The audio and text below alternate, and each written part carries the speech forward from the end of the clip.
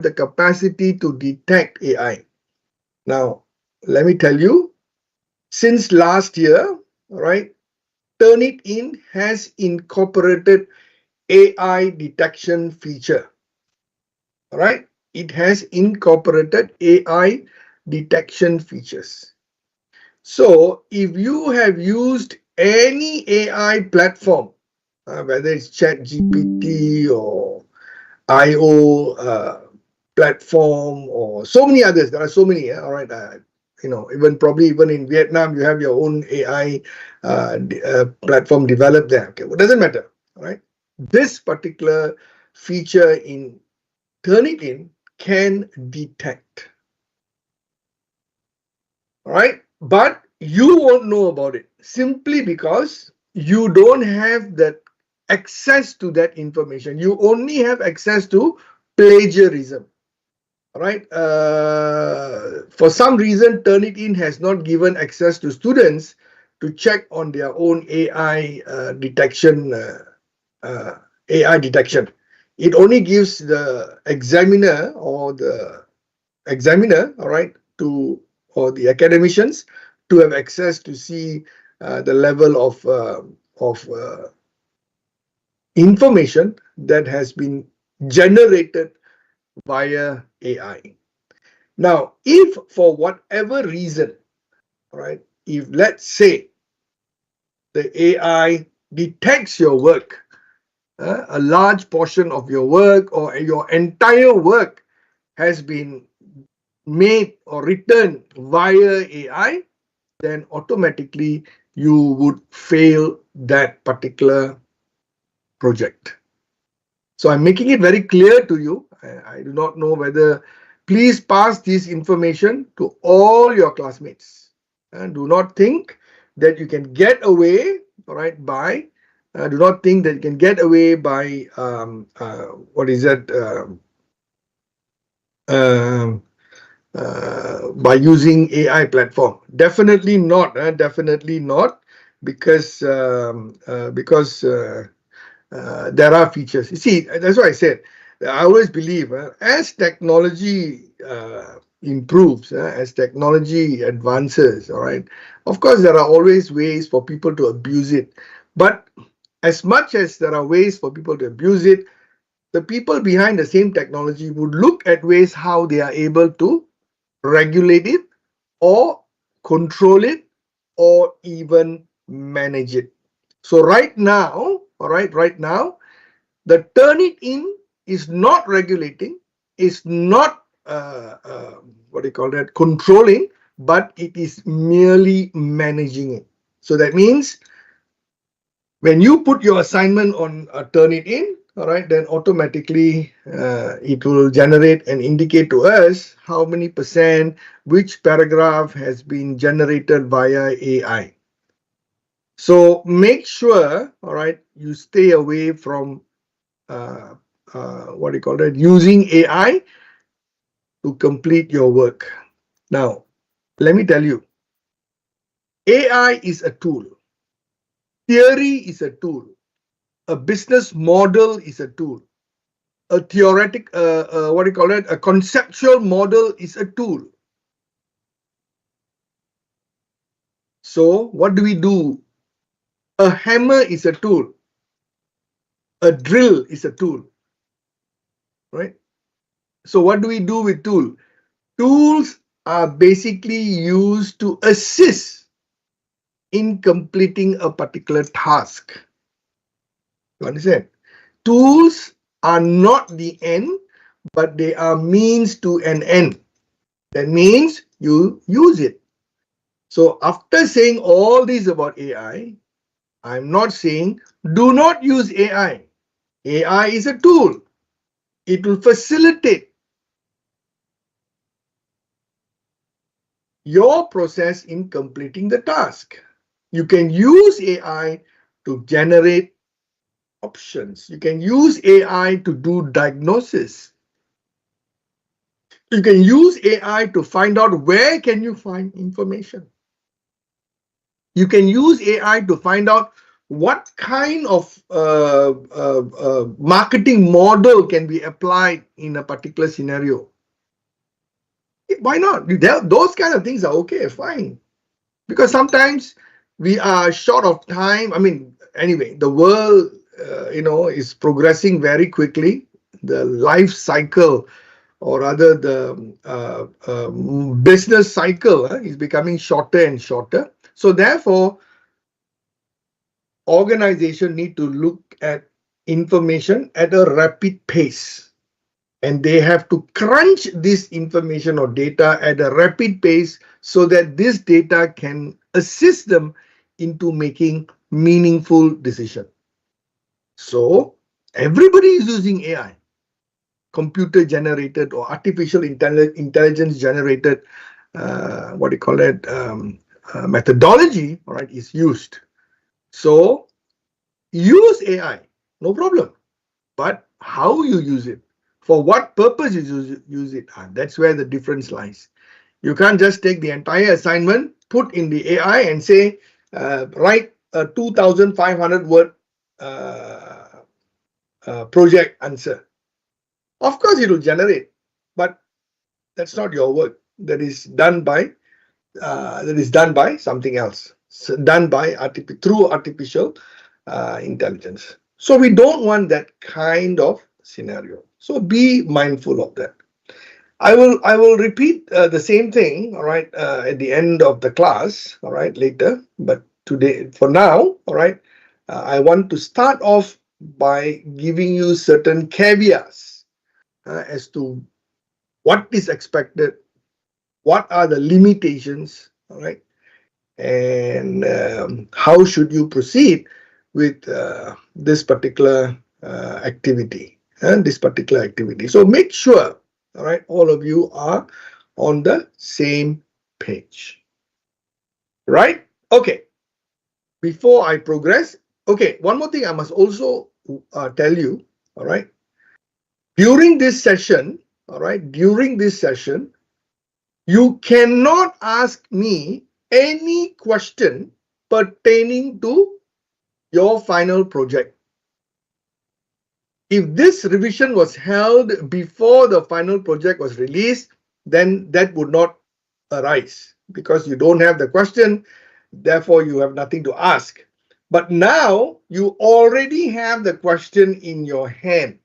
So therefore, there is a tendency for you to ask question directly pertaining to the final project question, which I will not entertain. I cannot. Not I don't want to, I cannot. Because this particular project is equivalent to an examination.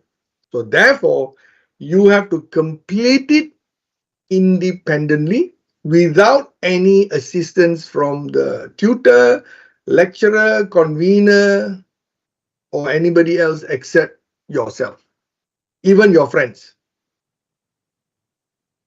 So do not even liaise with your friends whilst doing this assignment, because sometimes when you liaise with your friends or you have discussion like group discussion, there is always a tendency for you, all right, to produce similar work, because the thought processes that goes in a group discussion, all right, can influence your thought process and your expression. So when that happens, then it's going to be a problem, because then you will have an issue of similarity. So you don't want to get caught with that. So of course, I do not have the capacity to monitor whether you do group discussion or otherwise, or even, I do not have capacity to monitor whether you do group discussion or not. However, when you start writing, when I see your work, when I read, when your examiner looks at your work, and later when it's sent to me for moderation, then it'll be easily identifiable, or for that matter, even Turnitin can pick it out and say, hey, look, this assignment and this assignment has similarity. So then becomes an issue. Okay, so be mindful of that. Okay, so as I've just said, make sure, all right, you can ask any question you want about what I am teaching, but you cannot, ask question directly, pertaining directly or indirectly pertaining to the final project task. All right, so I won't answer the question. You can't say, sir, how to do this, what to do that. Can I put this in? No. All right, I won't entertain that. Today, all right, what I'm going to do, all right, is going to just give you a brief. I'm not going to take. I'm not going to have this class until 5 o'clock or whatever. Definitely not. I don't think that's really necessary. All right. What I'm going to do is I'm going to give you a certain briefing. All right, or rather, not even a lecture, but more of a briefing as to how you should, what you should be looking out for. All right, in completing this task, what you should be looking out for, all right, how you're supposed to relate to the solutions, or rather the diagnose, what kind of diagnosis must you do, how should you relate the strategy to those diagnoses. So these are the things that I will be exposing you to, so you can see the scope. Now, just to give you another background, right, another pointer is, this assignment, all right, should be completed in about 20 hours. Although you have 14 days to complete. All right, you have 14 days to complete, but technically you should complete this in 20 hours. When I say 20 hours, that does not mean that you take straight 20 hours in a day. Not necessary. You can do 3 hours in a day or 4 hours in a day, and then keep it for 4 or 5 days and complete it in 5 days. And I'm sure that you also have other assignment, final projects to do as well. It could be final project, could be 1 day project, whatever, 1 day assessment. I'm not sure, 24 hours, I'm not sure. But you also have others to do. So therefore, if you take 5 days max to complete this work, then you can concentrate on other assessments that you have to complete. The other thing is, of course, this assessment it was late to be published. All right, it was late to be published, and therefore, in order to conform to the 14-day, I will be giving an extension until the 6th of January. So that will compensate for the earlier, I think 3 days. I think we were delayed by 3 days. Originally, it was supposed to be submitted by the 3rd, I think.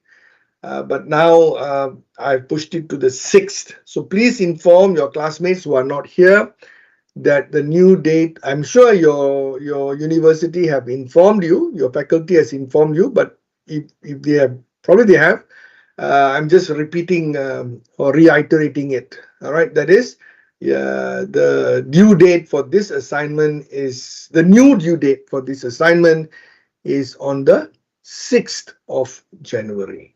So you have ample of time. As I've said, do not wait until the 6th to submit your assignment. Do it with as quickly as possible and submit, because sometimes when you are at the last minute, the tendency is there for turning it to get, clogged up, and therefore it will delay.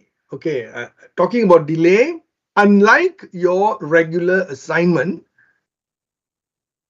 where even if you delay in submitting your assignment, the assignment will be still accepted and late penalty will be imposed. That you know, right? Even if you submit late, all right, then for assignment 1 and 2, even if you submit late, your assignment will be still accepted and late submission penalty will be imposed. That's for regular assignment 1 and 2. But as far as final project is concerned, no late submission would be entertained. You understand? No late submission will be entertained. Even if you send in 1 minute after the due date and time, you would be considered to have not submitted your work, and therefore you would get a 0 mark. That's why I'm saying submit your work in advance. So no such thing as delayed submission. All right. If you delay your submission even for 1 minute after the due date and time, automatically your assignment would be rejected and it will be deemed to be non-submission and you get a 0. So please be mindful about that. Okay, be mindful. So no excuses. So don't say, oh, my internet was down, Turnitin was clogged up, I couldn't access, whatever. No excuse. You have 14 days. That's why I'm giving you 14 days. You have 14 days. And I've just mentioned to you, you only need 20 hours to complete. If you put your heart and soul in it, you can complete it in 20 hours, spread it over 5 days, 4 hours a day, and you're done. All right. Or you can complete it in 2 days, 5 hours a day.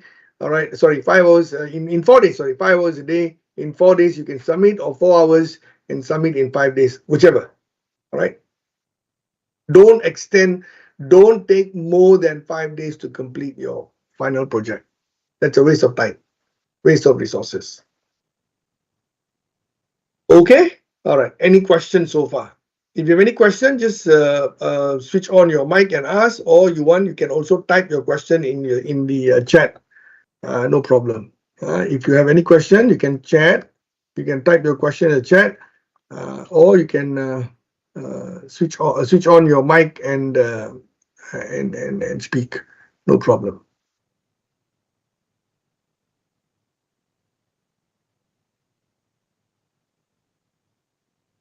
So I would say that I will probably take slightly, I won't take the whole day, all right? Probably half a day or slightly more than half a day, and that's about all. All right, we don't need so much of time. I think you have to spend more time in trying to complete the assignment, okay? All right, so there's no question.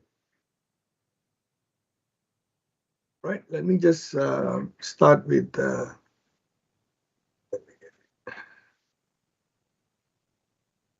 Okay, all right. Since all of you all are, you have done this, all right, I'm just going to pick certain aspect of marketing and let you know some of the finer points as to what you should be looking out in completing the assignment. Okay. Now, when you talk about market, the perspective that we are looking at in market is what we call a market-driven strategy. A market-driven strategy is not the same as marketing strategy. Market-driven, see, when you look at the evolution of marketing, you've done this in year 1, and probably even recently, before you started this course, this subject, your lecturer may have talked about the evolution of marketing. Evolution of marketing starts with production concept, product concept, sales concept, marketing concept, societal concept, information technology concept. So we have got what we call after the sales concept, it was a marketing concept. So what does generally marketing concept says? Marketing concept says you have to constantly look out for the needs and wants of customers, and then you have to react to them. That is marketing concept. That means produce what the customers want. Okay. Now today, all right, we are looking at what we call a market-driven approach. Market-driven approach, yes, identifying customer needs and wants is important, but beyond that, we have to anticipate the future expectation of customers. Whether it is B2B, whether it's B2C, whether it's B2G, it does not matter. So you have to anticipate not just current, but you also look at the future need and wants of the market. So when you say about the future, it means that it involves a lot of forecasting. It involves a lot of statistical analysis. A lot of statistical analysis. As you all know, I think all of you have done statistics. The more accurate the information you obtain from the population or the sample, all right, the more valid it is, the more reliable it is, then the outcome, that means your projections, become even more well defined. So what we are looking at today in the market-driven strategy is also called a data-driven approach. Market-driven means a data-driven approach. It's all about crunching numbers. It's all about analyzing information, no matter how small, large, big, small, whatever, right? We have to understand, we have to collect it. We have to, after collecting it, we have to analyze it. So it is not just about how to react to customers today, but more importantly, in a market-driven strategy, it also, a big portion of it involves proactiveness. Proactiveness. So to become market oriented, one of the primary fundamental is to understand. Let's put a pointer. Is to understand your distinctive capabilities. Before you go to war, all right. Before you go to war, it is very, very critical. All right. Before we go to war, it is very, very critical for us to know our strength. All right, know our strength, because only when you know your strength, then you can conceptualize your strategy. Am I correct? You can't go and fight with somebody without knowing your strength. Of course, knowing your strength is one thing, but you also should know the opponent's strength as well, isn't it? Only then you can get the match. So they always say, pick your right match. Pick the right match. Once you know what you are capable of, then you go and pick a fight with the right person who is, So, for example, a welterweight boxer cannot compete in a heavyweight boxing tournament. A welterweight boxer should only compete with another welterweight competitor. So a welterweight competitor cannot go and fight in a heavyweight boxing competitor. You can't do that. You're asking for trouble. Right? So every company, every business, every product, every strategy, it has to hinge on specific capability of a company. So once you've understood your capability, then you match the capability with customer value. What is customer value? Customer value is what customers expect in that particular market category, in that particular population, in that particular industry, in that particular market space. Now I'm making, see, what I'm trying to do here is I'm defining the market up to the market space. Why? Because today, owing to the kind of technology we have and the owing to the kind of access that customers have, all right, customers need expectation or one expectation have become very, very fragmented. So if it is fragmented, then you have to make sure you understand each of them separately and then target your marketing mix strategy to that particular specific market. You cannot have what we call a generalized, a generalized target. When you do that, you're asking for trouble. You cannot say one size fits all. You cannot say one size fits all, because one size fits all may work in certain circumstances, but may not work in all circumstances. Right? It won't fit like that, because customers today are well endowed, are well aware of the kind of service, the kind of quality of product or services that exist in the market. So they would, they are very selective. All right. So that is where you're supposed to connect what you are capable, what you are best capable with the ability to serve that particular customer's value at an optimal level. That's what I'm trying to do. Optimizing customers' value expectation through your own capabilities. Okay, very clear, huh? Because this is very important, because when you're doing your assignment, your final project, this is very critical. In fact, the distinctive capabilities is where first in priority. Second is connecting with the customer value, because you can't. That's why I remember earlier on I mentioned that there's a tendency for students to give generic answers.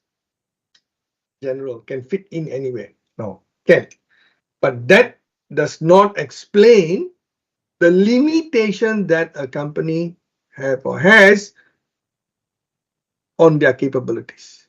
Every company has its own capability limitation. So if you have a capability limitation, then whatever you do have to be within that construct. Of course, you can say if they don't have the capability, then they have to, if they really want to serve that customer, but unfortunately you don't have the capability, no problem. You can suggest acquire that capability. That's also possible. So if you don't have it already, no problem. You can acquire. But acquiring those capabilities means there's a cost involved. Cost of acquiring the capability, cost of training people to use those capabilities, all these are costs.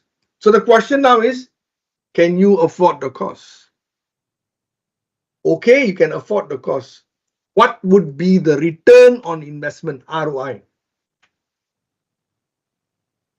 Number 3, would that revenue earned is sustainable, or is it just a short-term thing? So all these have to be taken into consideration. You can't just blindly say, okay, I don't have this capability, I don't have infrastructure to build, I don't have an infrastructure to manufacture automobile. Let's invest. Let's build an automobile manufacturing infrastructure. Okay, can. But the question is the cost of investment going to be high? All right. How soon are you going to recover the cost? And is the revenue that you're going to earn from this new investment is going to be any significant to your overall revenue, profit? And more importantly, is it sustainable in the long run? So you have to make sure, because these are all sunk costs. Why sunk costs? Once you build the manufacturing infrastructure, you can't do anything about it because it's purposefully built. And if you don't want to use it, or for whatever reason you abandon the particular business, that becomes your cost, sunk cost. You can't sell it to anybody else because it is very specifically built for that specific manufacturing of a specific model and so on. So you can't just do it, just can't dump it or resell it or whatever. Only thing you can do is just leave it, dump it. Dump means what? Sunk costs. So these are things that you have to be mindful of. All right. So once you've achieved that match, all right, then you have to strive to achieve superior performance. This is where you are making comparison with your competitors. You have to constantly monitor yourself. You have to constantly check yourself against your competitors. How are they doing? How are you doing? Not they. How are you doing against your competitor? What kind of reaction are your competitors doing in response to your entry into the market, or your you being a player in the market? Definitely there will be some reaction. So that means you have to constantly either match existing performance benchmark of or quality or whatever in the market, or you have to exceed it, go beyond, be better. So once you are better, let's say you become the market leader and you have got the best business model, that also becomes a problem. You know why? Because your competitor or even new players in the market may use your successful model or business strategy to improve their own business or even to come into the business. Simple as that. All right? Because it's working. It's an interesting platform. It's working. So everybody will come into the picture. A simple example is when Air Asia, right, came into the market. Okay, fine. So when Air Asia came into the market, all right, they were the first using a low-cost business model. It started in Malaysia, serving a domestic market within Malaysia. Then from domestic within Malaysia, they expanded to the region, ASEAN. They went to Singapore, they went to Indonesia, they went to Thailand, they went to Philippines, and so on. Those were the first market. Because the traffic between Malaysia, Indonesia, Malaysia, Singapore, Malaysia, Thailand was high at that time. Vietnam was not yet. All right, not yet. Was high. So they started off with exploring the high traffic market. It became a successful runaway success. And then Air Asia became the ASEAN's connectivity. ASEAN connectivity hub. If you land in Kuala Lumpur today, anywhere, from any parts of the world, you land in Kuala Lumpur. Once you land in Kuala Lumpur, you can travel to almost all, not only ASEAN countries, but Asian countries, all Asian countries. All ASEAN, definitely. All right. Today, Air Asia flies Ho Chi Minh, Hanoi, Da Nang. What is the other place? There's another one also. So they're flying almost 4 or 5 airports in Vietnam. It flies about, I think, 10, 12 airports in Indonesia. It flies 10 or 15 airports 10 airports in China. It flies about 8 airports in India. All right. It goes to Thailand, it goes to Philippines, it goes to Brunei. You name it, all countries are covered, including Australia and New Zealand and so on and so forth. So you come to Malaysia, from here you can go. So it's successful, great, right? So when something is successful, others will come into the market. So today, if you look at the ASEAN itself, all right, you have so many low-cost carriers, including in Vietnam.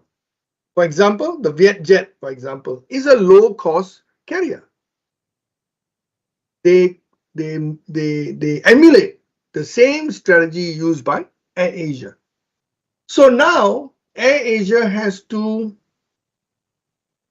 do something to stay ahead of competition. Today, Vietnam has its own low cost. Indonesia has its low cost. Thailand has its low cost. China has its low cost. You name it, everybody got their low cost using the same model. So as far as Air Asia is concerned, they sort of evolved. They add value to their business.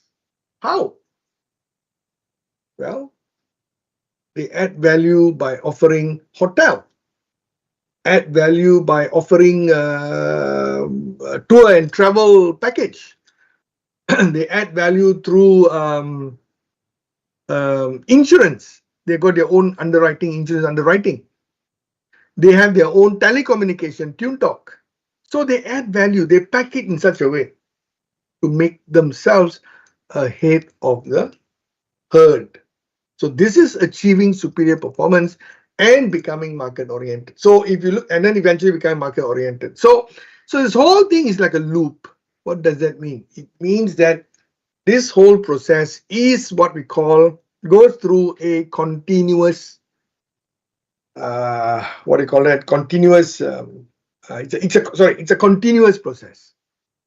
It's not linear, but a loop. That means you have to constantly reinvent yourself in order to stay ahead of your competitors. Okay. All right. So put this in your mind. Take the business that you're going to choose for a project later. What you're going to pick. How are you going to do that? It's not just about the theme of your assignment. Your final project is what? CSR, corporate social responsibility. So now you have to think, how are you going to incorporate CSR in that company that you choose? All right. How have they used their their distinctive capability in matching customer value in order to achieve superior performance? So it's not just merely explaining what they're doing, all right, but you should say whether it is workable or not, whether it's accruing the kind of performance results that they are producing. All right. So when you say capabilities, this is something that we all know already. When you say capabilities, it means disproportionate higher contribution and superior customer value, or provide value to customers on a more cost-effective basis. And that means either you are able to satisfy customers' absolute need, and by virtue of that, the customers' values are perfectly matched, and customers do not mind paying premium price for that, or you're going on the other spectrum where you provide value to customers on a more cost-effective basis, like low cost, like in the case of Air Asia and so on. All right. So in order for you to become market-oriented, you have to be customer-focused. I talked about that. All right. You have to have competitive intelligence. This is also I just mentioned. You have to make sure you know what your competitors are doing, what they're currently doing, and what they are planning to do in the future as well. So competitive intelligence is a very, very critical aspect of business. So you have to be busybody. When I say gathering this intelligence information, it has to be done legally. You can't go and spy on companies, although it happens. But that's not the right way of gathering data or information. Spying does, I mean, a lot of companies spy on other companies. That is illegal, because if you're caught, then you're in big trouble, right? But there are so many other ways where you can collect data, collect information. The third one is cross-functional coordination. Okay, when you say cross-functional coordination, remember just now I mentioned that time is essence. All right, the business life cycle is becoming shorter. So you have to collect the data, crunch the data, and then come up with information that will assist in making a decision quickly before the market changes. So in order for that to happen, all right, every time that you receive an information, every time you are when you are diagnosing a particular data or whatever, and before you even strategize and execute that, it has to have a cross-functional process. From the beginning, it must be a holistic approach where every department, functional department areas are involved in that process from the beginning, so that you are able to make a decision holistically rather than in a linear mode where at different stages informations are passed and then it is assessed by another department, then they are okay or not okay. If it's okay, they go to the next level, next department. If not okay, it goes back to the one before. All this will be taking too much of time. So instead of wasting time, all right, you approach it in a project manner. all right, in a project manner. That's why today we say more and companies today have to operate in a networked manner, not the old school hierarchical management structure. That does not work anymore. But when you have a network or a flatter organizational structure, then you need to empower people. If you are the kind of company who would like to keep everything in centralized, then you may not be able to react to the changes in the market quickly. You will eventually become a dinosaur. You don't want to. On the other hand, if you want to be networked, if you're going to use a networked organizational structure or system, then you have to empower people. So when you empower people, they have more power to make decisions at different levels. So that way, decisions can be made quickly and plans can be executed immediately. All right. And of course, performance implication. Performance implication means every action there are certain outcomes.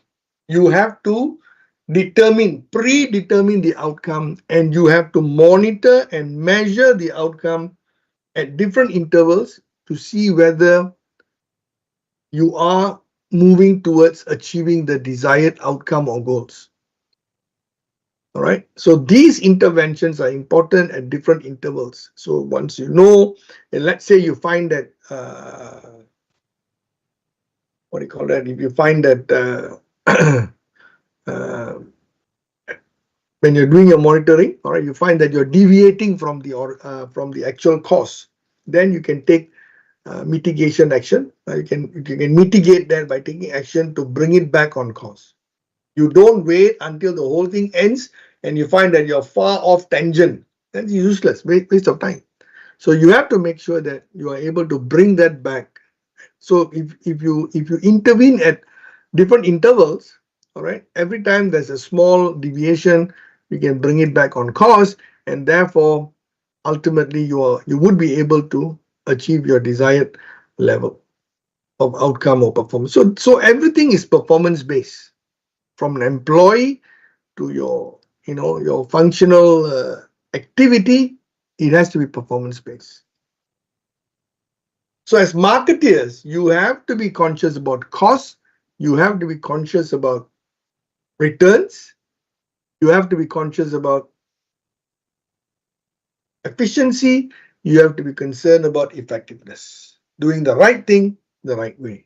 So don't think that as marketeers you don't have to worry about costing and whatever. Not, you have to, because today the expectation on marketeers, or any job for that matter, you have to have multi-skill, multi-knowledge, multi-skill.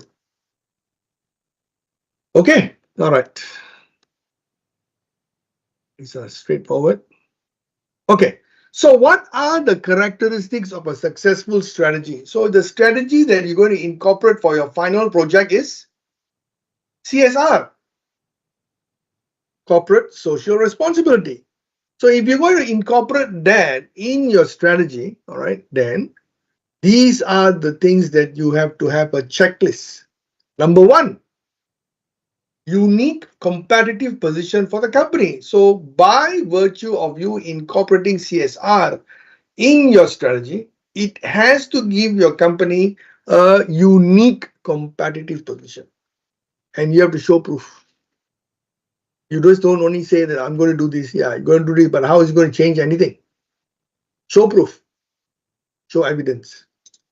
Number two, activities tailored to strategies. All right.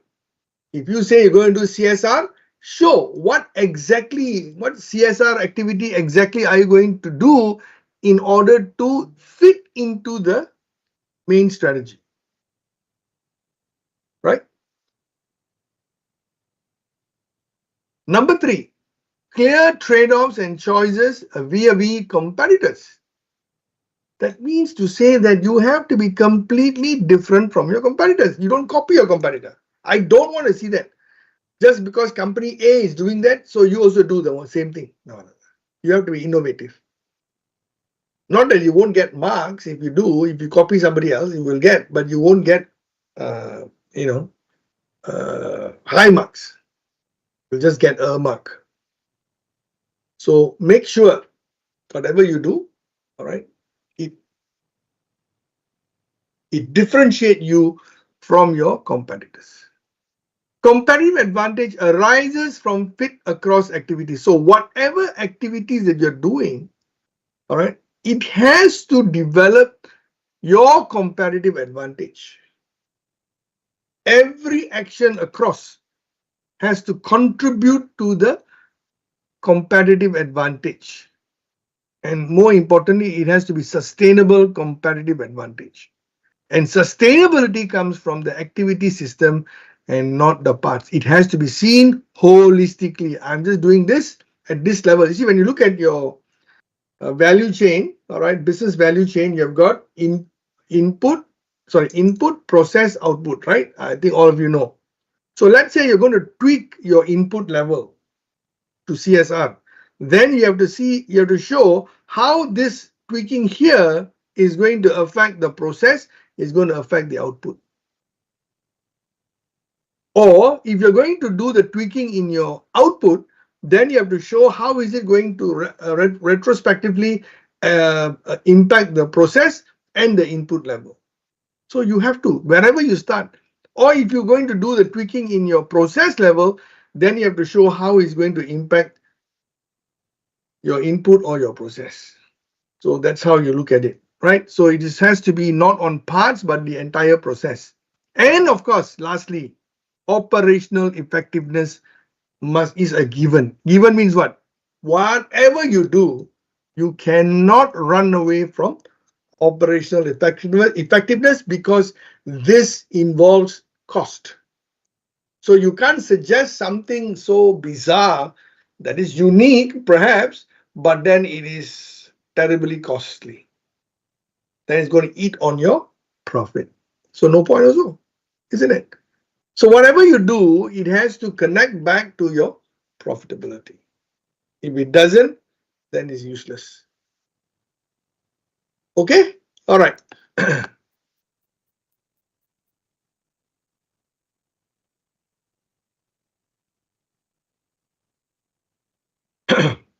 Right. Any questions so far?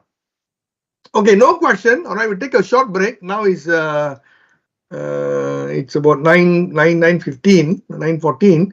So we meet back. Your time is 9:14. My time is 10:14. So we'll meet back at your time 9:30. Okay? In about 15 minutes time, I'll see you. Right? Okay.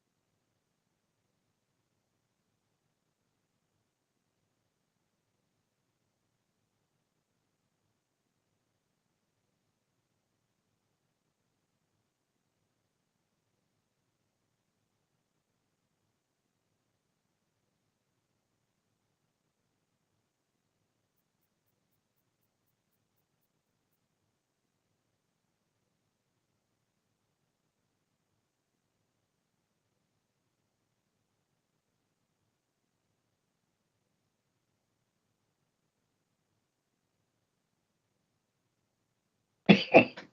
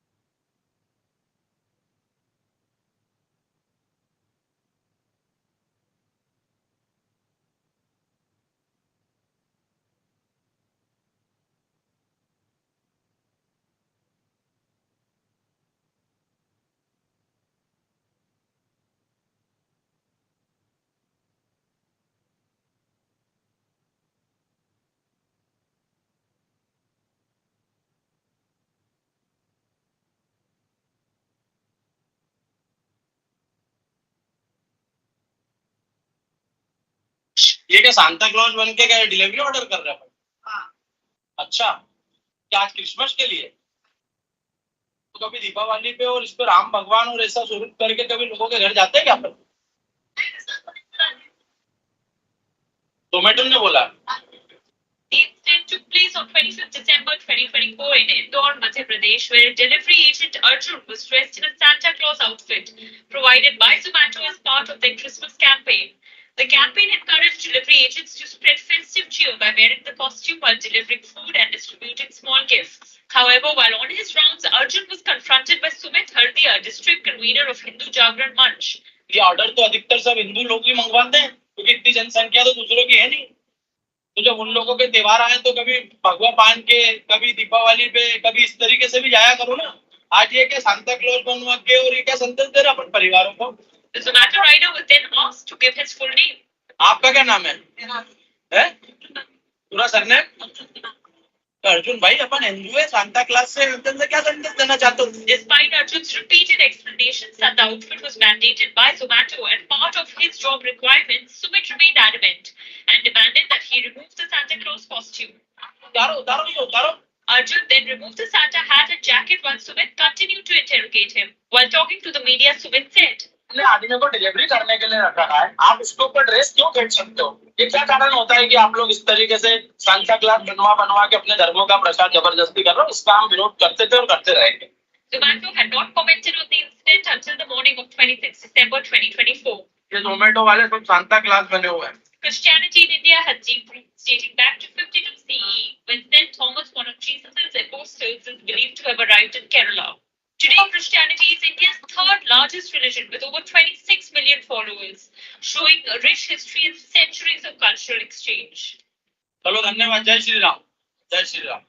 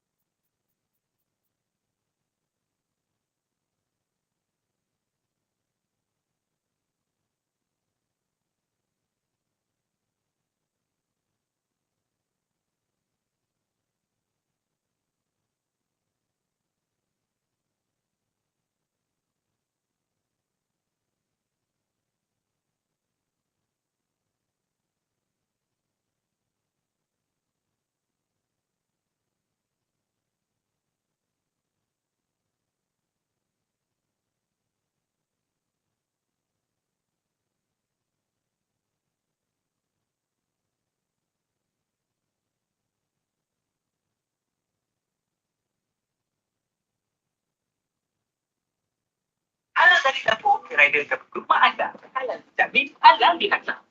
Macam by the moment. Easy buy start selling.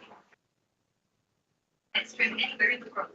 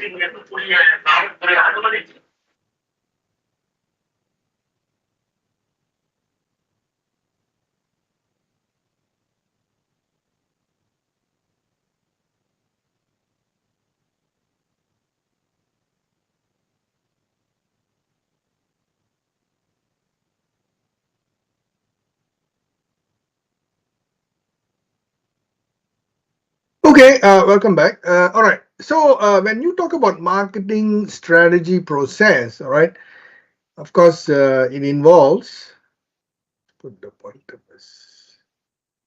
Okay, you start to segment the market and value, all right, and then you design your market-driven strategies, all right, and then you develop your market-driven program development, and then implement and manage your market-driven strategy. So when you're looking at your assignment, your final project, your market-driven strategy is going to hinge on CSR, corporate social responsibility. So starting from that, all right, you have to develop all this leading to satisfying the market segment and meeting the value that is expected out of the market segment. So that's how it is going to work. Okay.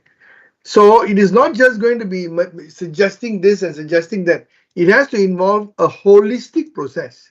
That means an entire strategic marketing plan that incorporates your CSR.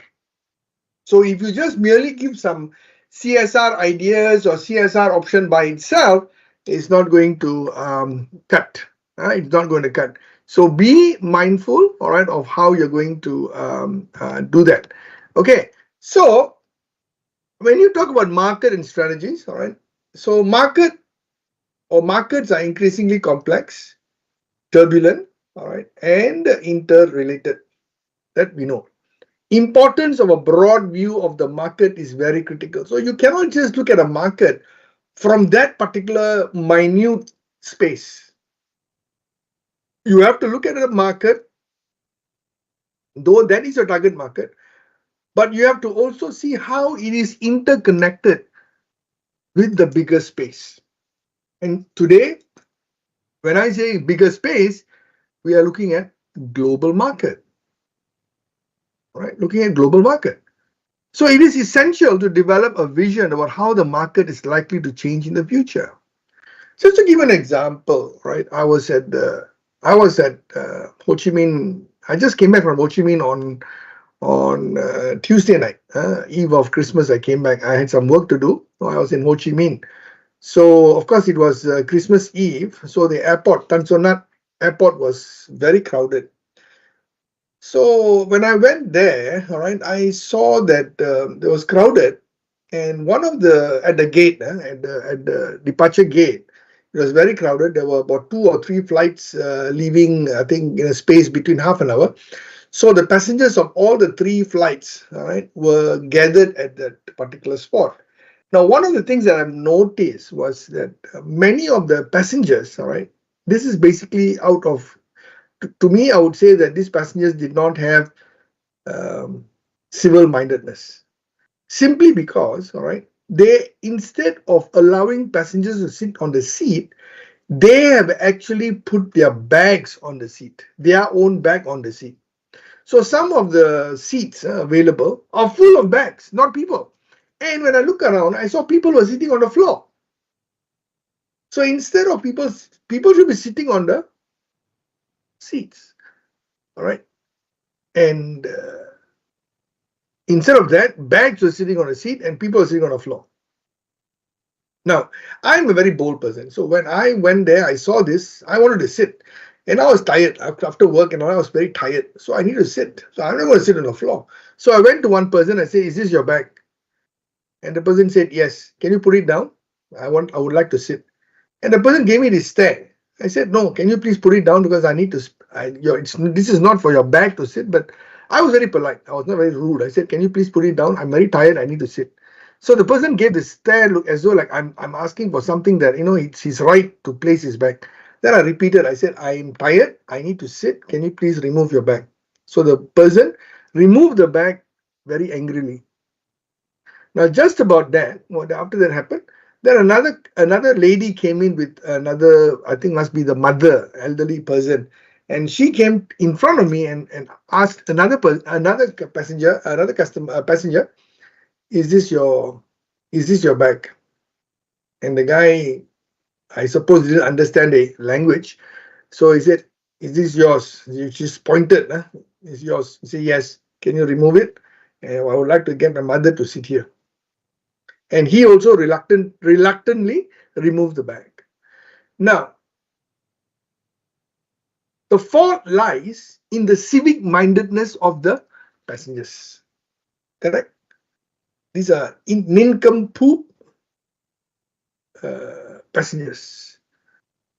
No bloody sense, all right? Don't have, I don't know what to say. And let me tell you, the people in the passengers were all mixed. There were very few Vietnamese, very few. All are foreigners. Very few Vietnamese. All right, very few. Almost, I think 80%. I think about 90% of the passengers who were there were all foreigners who are non-Vietnamese. So I was just thinking, how can you even think like that? This is not. You are a passenger. There are also other passengers. Why is it that your bag needs a seat and other passengers, you're denying them? So now that is on the part of the passengers who are really inconsiderate nincompoops. That's what I could say. But over and above that, all right, this is an airport. As an airport, all right, the airport authorities also must have customer service people, all right, who monitors this. They should also go around, all right, and see if such a thing happen. Ask customers to put the bags on the floor, because some of the bags has got the rollers, and these rollers can actually damage the seats. So as a international airport, all right, one of the things that the airport management must do is customer service. And one of the part of the customer service is not just checking in customers and passengers, but they also have to look at this aspect, making customers comfortable during the wait period. Because, I think some of you all do travel, you should know. It is not about the traveling itself, flying itself. It's about waiting and whatever not. That's the one that tires you most. People dread that. All right. So to make that pleasant, so I would say it is not just looking at, oh, I've got an airport. You got a ticket, you go through my airport. No, it is the entire holistic experience, all right, that the airport authority should provide to customers. Definitely that day it was Christmas Eve. Probably they also, the airport authorities also may have been very inundated. I can understand that. But what I'm saying is, these are small aspects that makes a difference in the impression it creates. One, the impression creates on the passengers themselves. I would say they're idiots, passengers themselves. On the other hand, all right, it also may reflect differently, all right, on the airport authorities, because they probably could have been better managed. So this is why we talk about broader, holistic market, not just about in that particular spot. All right. So you have to have a very big vision. So in the case of CSR, if you're going to incorporate CSR in your business, it has to have a broad vision statement. Then it will make sense. Otherwise, it's useless, right? Okay. So therefore, most importantly, in order to deal with this, you have to have continuous monitoring, right? Continuous monitoring. Why do you need to have continuous monitoring? Well, you have to find, all right, you have to find, what is this? You have to find, what is this? Opportunities, all right, promising opportunities. Promising opportunities, not just an opportunity, but the opportunity must also be sustainable opportunity. And that's more important, sustainable opportunities, right? And then identify shifts in value requirement. All right, identifying shifts in value requirement. All right, I can see that. I mean, we don't have to go very far. I've been coming to Vietnam for the last 28 years now. All right, since I think 28, yeah, since 19, no, since 2000, yeah, since 2000, 1999, I've been coming to Vietnam. I started in fact, my first trip to Vietnam was way back in 19. 86, my first 87, sorry, 87 was my first trip to Vietnam. Right. Then after that, at different stages, I came for work and so on. And then in the last 20, since 2000, all right, I've been coming very regularly. All right. In a year, I make at least about 8 to 12 trips to Vietnam, either Hanoi or Ho Chi Minh. And in fact, in the month of June, not June, I think it was in the month of March, I was in Da Nang, holidaying in Da Nang and so on. So I'm very familiar with the Vietnamese market. In fact, just to let you know, all right, my master's thesis, my master's thesis, which I did in 1997, all right, was on Vietnam, particularly on Doi Moi, the liberalization policy. All right, that was my master's thesis. So I've been, I mean, in terms of my affiliation and proximity with Vietnam has always been there. So the point I'm trying to get here is, in the last 20 odd years, all right, I've seen how Vietnam Vietnam has transformed itself, right, from very simple, laid-back commercial activity to a very highly sophisticated, value-driven commercial activities. All right, that's how it is. I'm not talking about other aspects. I'm talking about business. All right, a simple example: hotel. Today, hotels in Vietnam, right, are no longer the hotels that was in 20 years ago. Hotels were just, yeah, come, you just giving your details, you give, and that's it. You go to your room and done. Today, the kind of service they provide you, the kind of ushering, the kind of care they provide in hotel is fantastic, because today Vietnam is serving not just the local market, they're serving global market. So when customers or guests from different parts of the world come to Vietnam, they also start to compare the services provided in their own country or in other countries to Vietnam. So today they have to make sure that the Vietnamese are properly trained, which is true. They are trained. All right. So to accommodate that, all right. I was staying in a hotel. I'm talking about CSR, just to let you know. Just to let you know CSR. I was staying in a hotel in Ho Chi Minh, and you go to the bathroom to bathe, right? All right, bathroom, and they provide you towels and all that. They actually have a statement on the bathroom itself, near they say that we care for the environment, all right, and every time a towel is used and washed, when towel is washed, X amount of water and detergent actually is used to wash the towel. So therefore, all right, unless your towel is really, really dirty or whatever, please use your towel. Do not discard the towel arbitrarily. That's one. Then they say, do not waste water.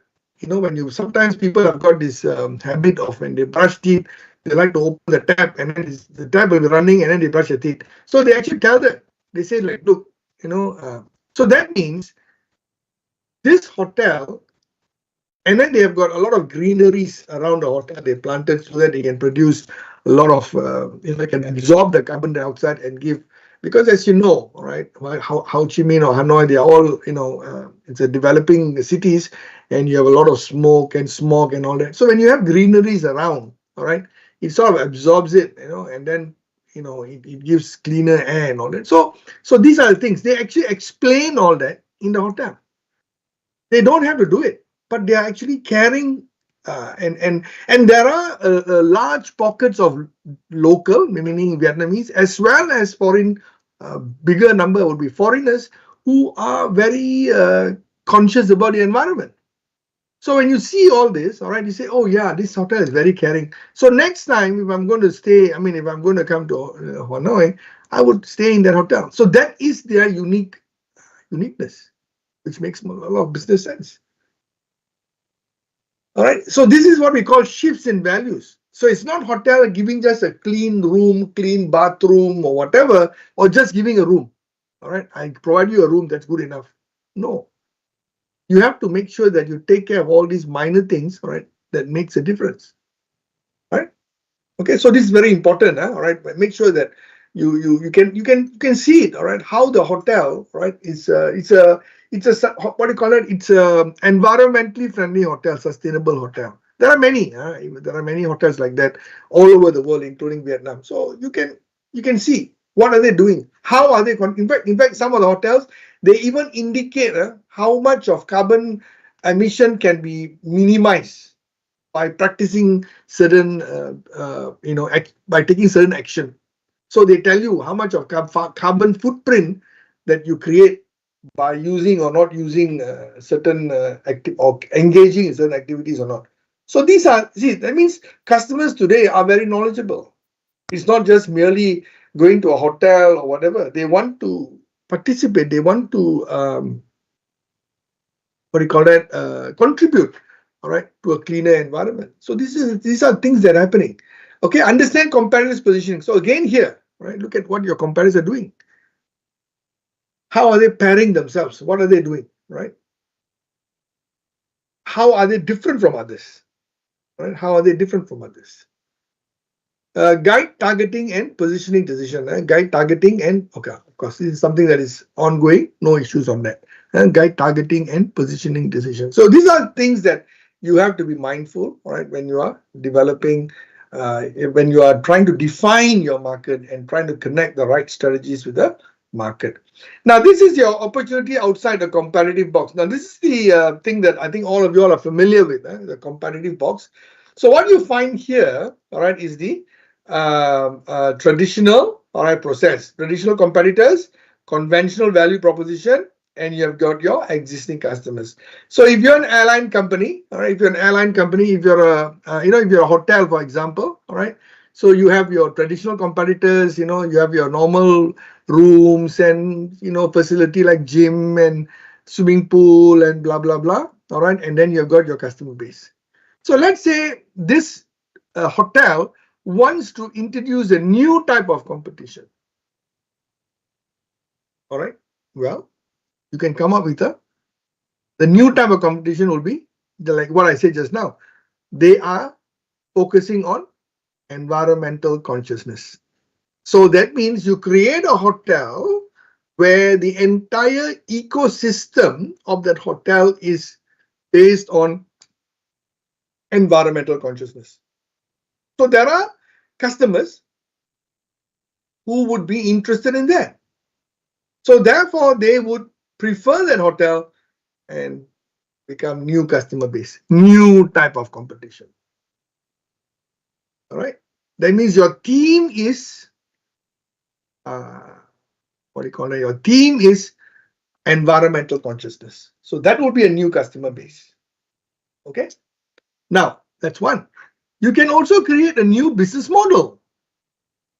All right. For example, Airbnb.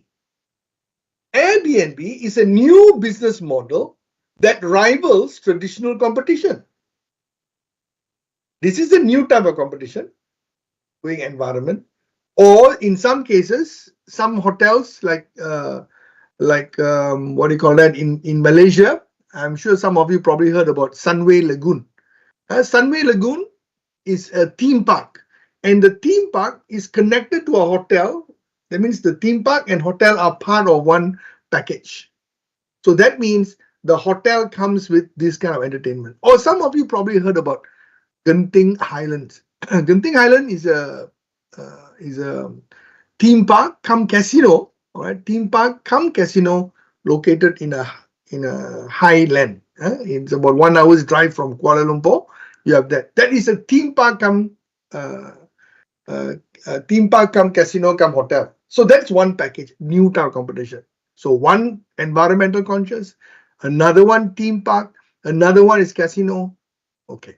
New business model, Airbnb. I'm sure you all have heard about Airbnb, right? Also also accommodation, all right? But this concept is they tie up with all these homestays and smaller, facility and so on, where customers may not want to have the traditional type of hotel, where here every individual who owns a property offers certain service. It could be a room, it could be the entire house, or whatever. That's the new business model. Airbnb, different business model.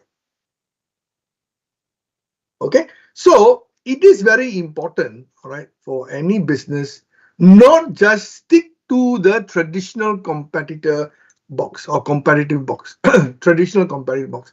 They have to look out for new activity, new business, either new type of competition or look at new business model where you can enhance a new customer base. So if you're looking at airlines, traditional airlines, a new business model is low cost carrier, new business model, right? So that's a business model. And even like new type competition, you can also talk about like living pods. Have you heard about that? Living pods. Living pods means like a hotel pods.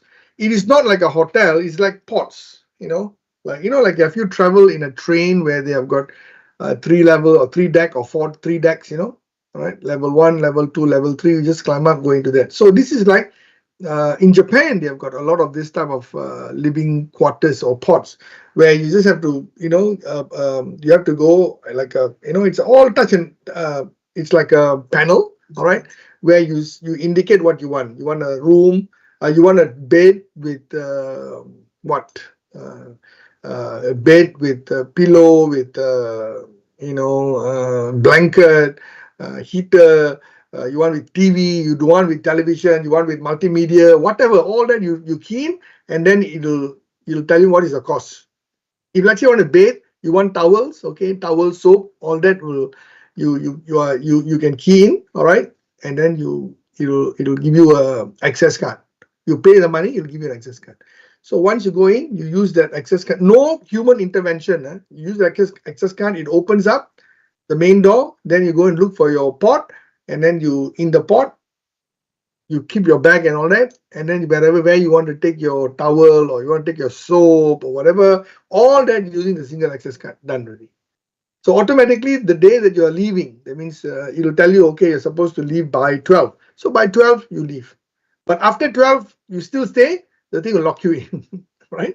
So this is an example of non-intervention, new type of business. They're like pods. 3-level or 4-level deck pods. You just go and sleep. That's it. It's not like a hotel. It's not like they've got reception and whatever not. It's just very simple. And today, if you go to the airports, many of the international airports globally have this particular service. So sometimes you have to wait for longer transit hours, more than 5 hours or 6 hours, or maybe 24 hours you need to stay. Then instead of you going out, because sometimes you want to go out of the airport, you may need to take in that country, you may need visa and so on. So you may not want to do that, inconvenience yourself to paying extra money and so on. So you can stay in this kind of pods in the airport itself. So it's cheaper, very convenient. So these are things that you have to be mindful of. All right. Okay. So segmentation and market driven, this is something that all of you all are familiar. Segment, value opportunities, connecting it to capability segment and target, and you position yourself. So this is the process that you have to understand. Okay. So I am going to now, all right, give you a simple exercise, all right, in your LMS. I want to wait,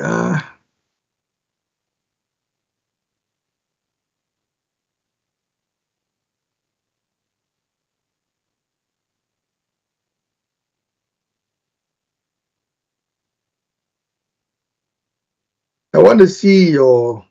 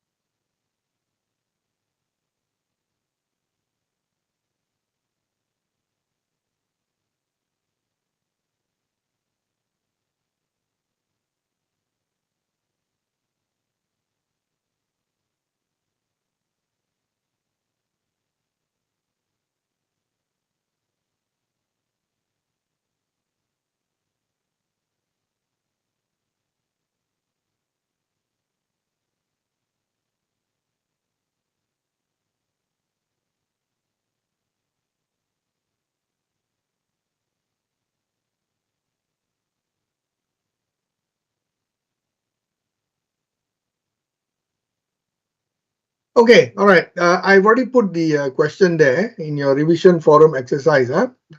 Okay, what does it mean to be market driven in today's business landscape? Okay, and hi everyone. I keep hearing the term market driven. Uh, all right, being used in business discussion, but I'm curious about what seems to involve focusing on needs of customers and market trend, but how does this differ from other approaches like being product or sales driven? Additionally, how does being market driven affect decision making, innovation, and overall business strategy? Are there any well known example of companies that embody this concept? Looking forward to hearing your thoughts and insights. Okay, take about 20 minutes, all right, and then you put your answers in this forum. Okay, do it now. I want to see your thought processes, whether you are able to connect with what I've just said. So more importantly, you have to identify a company that you think that they have gone market driven and explain why you think that the company is market driven. That's all, very simple. Right? Identify a company and show proof, and if you believe that this company is market driven, show proof why you think they are market driven. Okay, all right, do it now. Okay, I will expect your answers to come in shortly. Go to your LMS, you can find this and put your answers in your LMS, right? Okay.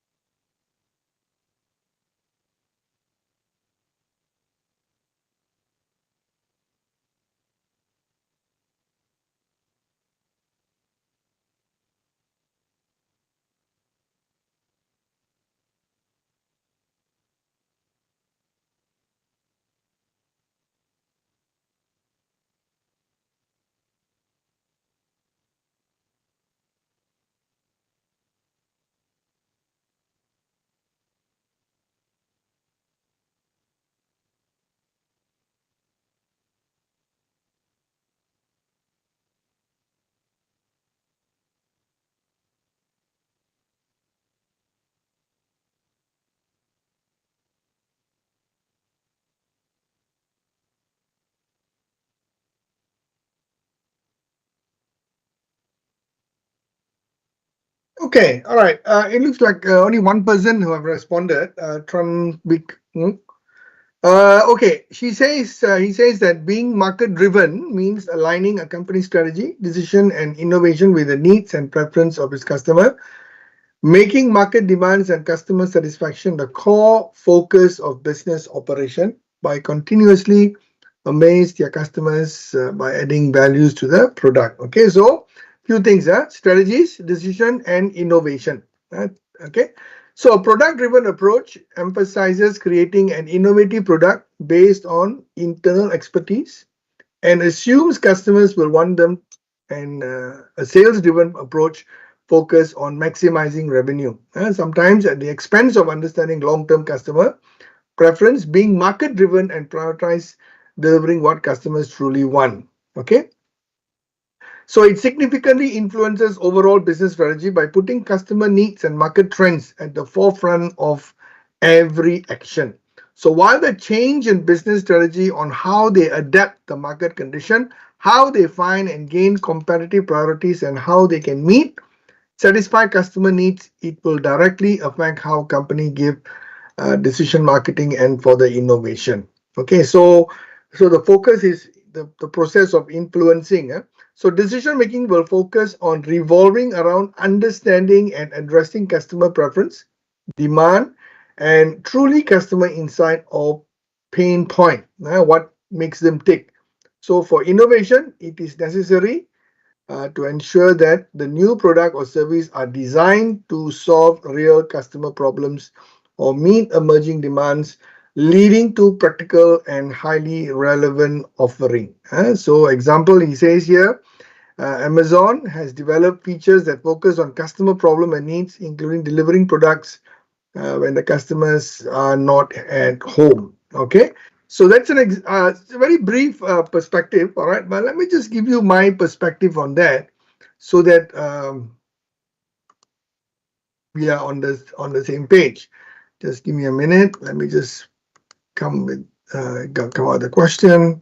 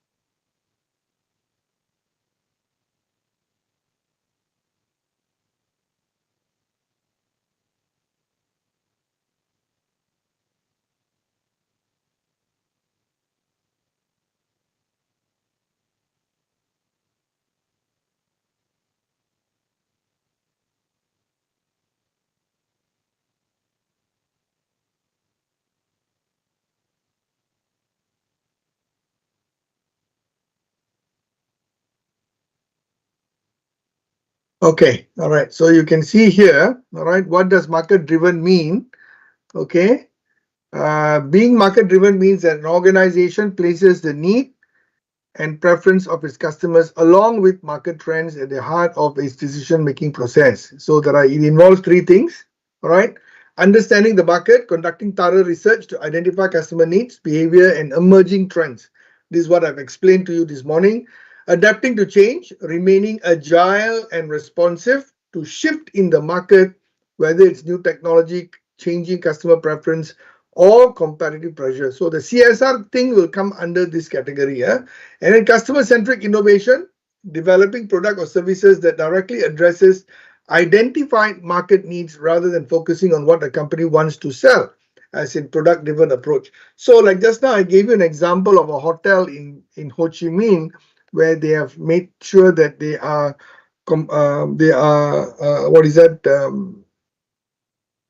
conforming to customers who are conscious about the environment. So they are innovating the hotel to conform to the adapting change in the market. So how is it different? Product driven means focus on creating the best product based on company's expertise, assuming customers will want it. Example, Apple during Steve Jobs' era, when the company often defined market rather than followed them. So again, product driven, like iPod and iPad, and even smartphone as well. Sales driven prioritizes pushing existing product through aggressive sales market efforts, regardless of whether they perfectly match customer needs. A lot of electronic gadgets today, gaming, all kind of lifestyle product. Many of it are sales driven. All right. So what is the impact to business strategy? All right. Customer driven, market driven, improves decision making. All right. Decisions are guided by data about customer needs and market trend, reducing the risk of investing in unwanted product or service. That means you only produce what is really needed. Number two, increase customer loyalty by addressing customer pain points. Market-driven companies build trust and long-term relationships, which is very, very critical. All right, because today customers have choice, and more product and services are becoming compatible and comparable. So product A is no different from product B. Brand A is about the same as brand C. So you find that there's a lot of compatibility and comparability of product. So one of the toughest thing marketers need to look at is how to retain customers through loyalty. So this is something that you can connect with customers. Sustainable growth, aligning offering with market demand, often leads to higher adoption rates and sustainable profitability. All right, aligning offering with market demand, often leading to higher adoption rates. So more people will adopt the product, and then this will then increase customers' interest, all right, in the company. So therefore, the company can retain those customers. Example, I think the same thing.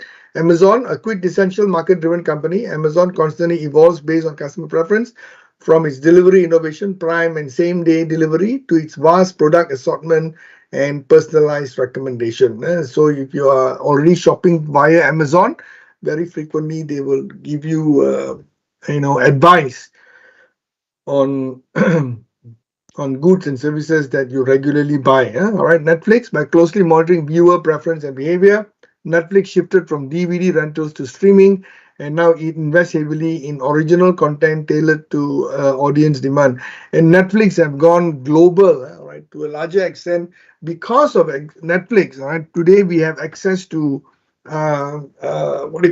content from different parts of the world. Otherwise, we may not know. All right. Today you have got Spanish, Brazilian, Indian, Korean, Vietnamese, all right, Thai, Malaysian, all right, all kinds of diverse content, and this again, all right, makes people closer, have greater understanding in diverse cultures and so on. So very interesting. All right, Netflix has gone beyond boundaries. All right, but at the same time, there are also two challenges. One is over-reliance on trends, and therefore companies risk losing their unique identity if they simply follow market trend without differentiating themselves. A good example, I would say, is the current trend, or rather the last 10 years, there has been a lot of hype about electric vehicles, EVs.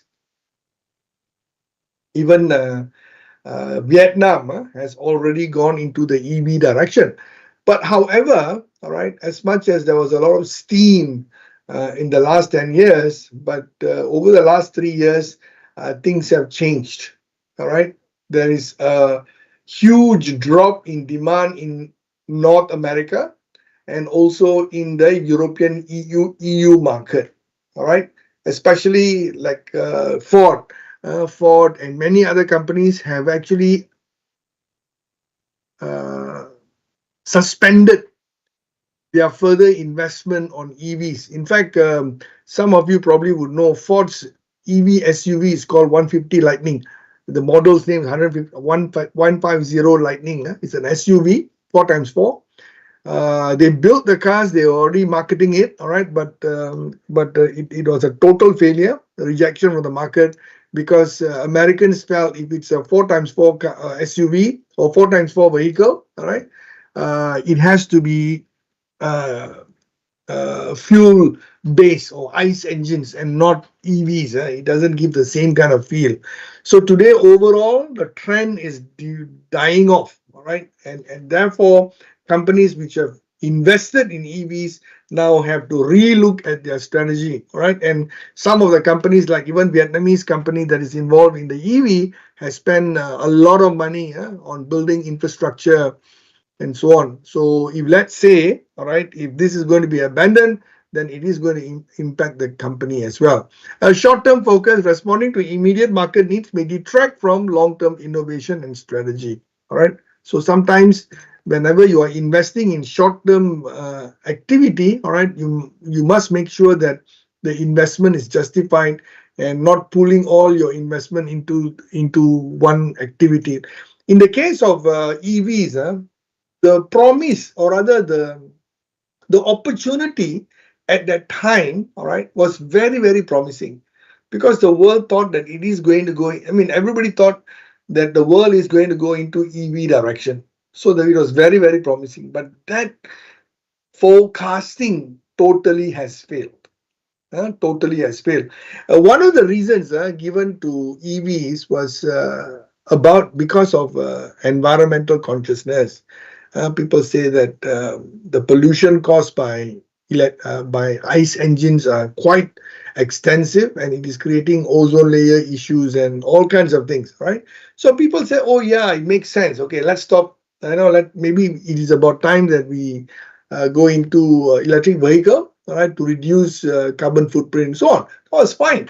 But all right, what they did not realize, or even the market did not realize, the pollution caused by EVs at upstream is more dangerous than the pollution caused by ICE engine downstream. You know what it means, upstream, downstream. Now, pollution caused by ICE engine downstream means you drive a car, smoke, cause the problem. Pollution caused by EVs upstream means the extracting of rare earth, a particular component to make batteries. Your EV batteries is so toxic and dangerous, where the what do you call that, the um, uh, damage that it causes to the environment is much bigger than the damage caused by ICE engines on the road through carbon emission. So look at that. So nobody actually, I mean, people never thought that is going to happen. I mean, everybody thought that, well, this is the right direction. Everybody said, okay, let's go into this, but not realizing, all right, it has its own implication. And today there's a reversal. So many of these companies now are looking at alternative renewable energy. Away from electric, they are looking at alternative renewable energy. So these are things that is happening today. So you have to be mindful of that. Okay. So therefore, what would be the criteria? All right. For what would be the criteria? All right, to define something as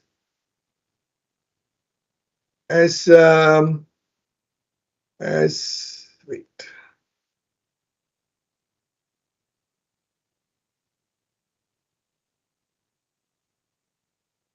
as market driven. Okay, yeah, I'll give you some example.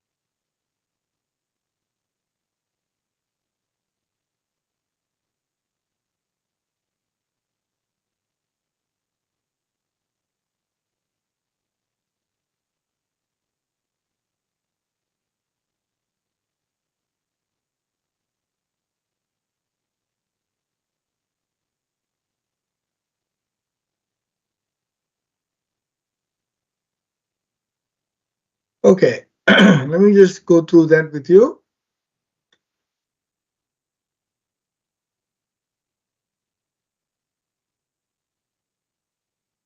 Okay, these are the criteria that you can use to make assessment.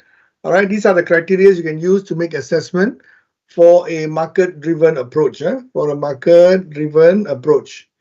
Okay, number one is to be customer centric. All right, the company places customer at the core of its strategy by deeply understanding their needs, preferences, and pain points.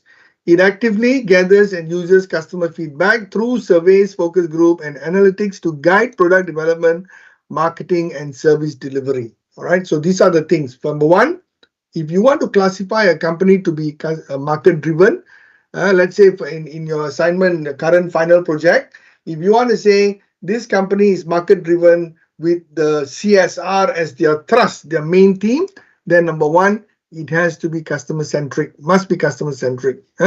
So in example, Netflix monitors viewer data to create a content that aligns with customer preference, right? Which I just mentioned just now. Number two is market intelligence and responsiveness.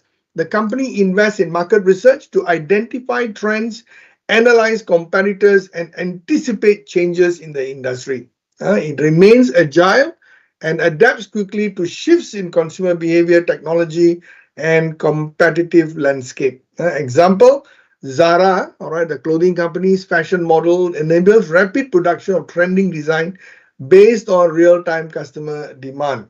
All right, so Zara is one of the very popular fashion house that caters for young people. All right, so that's what they do. So they look at what is happening. All right, whether it's design in France, in Paris or New York or any other fashion centers, they quickly grab that idea. All right, and then they would incorporate that as part of their service or product offerings. All right. Okay, number three, cross-functional alignment, which I already mentioned just now. All departments, marketing, sales, R&D, operation, works collaboratively to align with market demand and customer insights.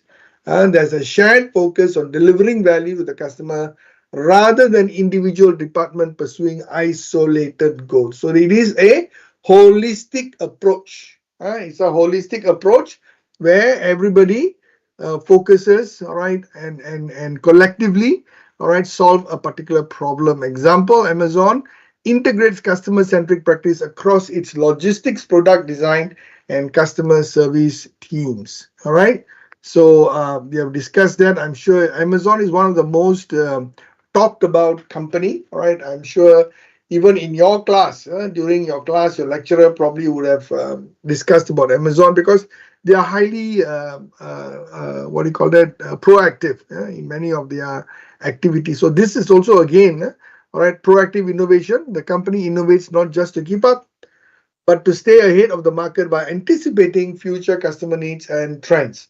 So it creates solutions that customers might not have even realized they needed it. This is being proactive. So example, Tesla focused on electric vehicle and charging infrastructure, anticipated the growth demand for sustainable transportation. So it was Tesla that spearheaded the EV trend, right? Well, it made and Tesla is continuously investing in that as well. Okay, and unlike other automobile companies, all right, Tesla was a company that established their motor vehicle industry by virtue of electric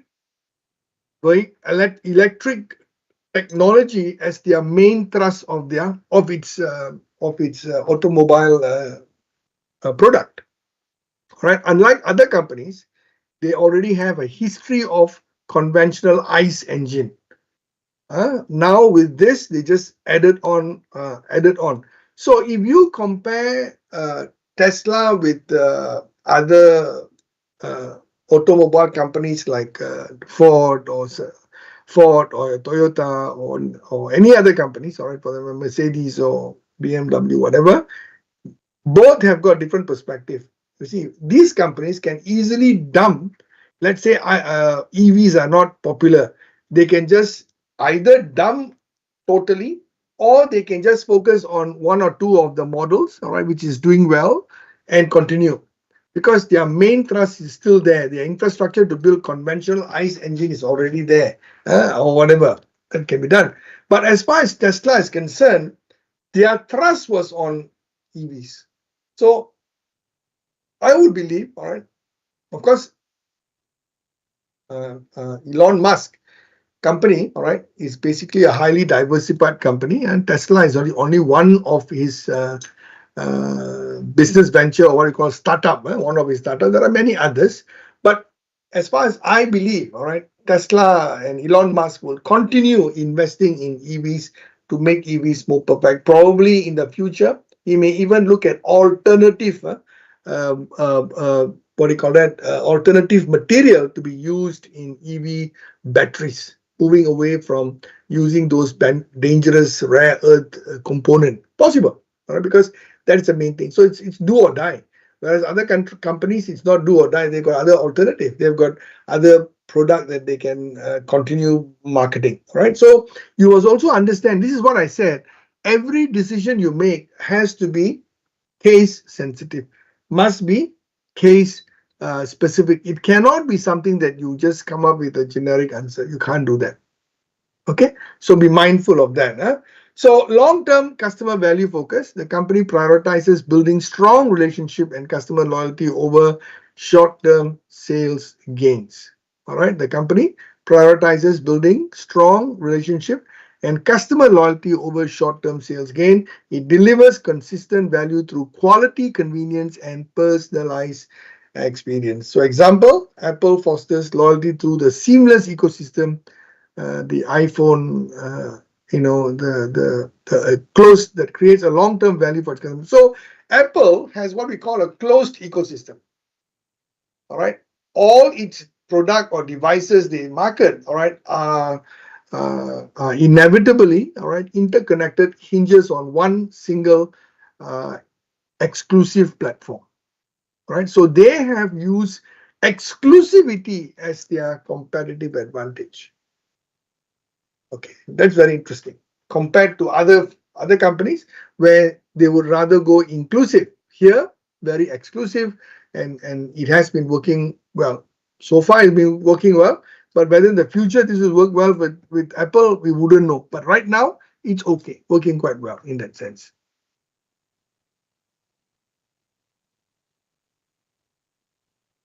Okay, all right. So that's the first part of our revision activity today. The first part of our revision. Okay. Any question you like to ask? Anything at all you like to ask? If you want to, ask a question via the chat box, you can share. I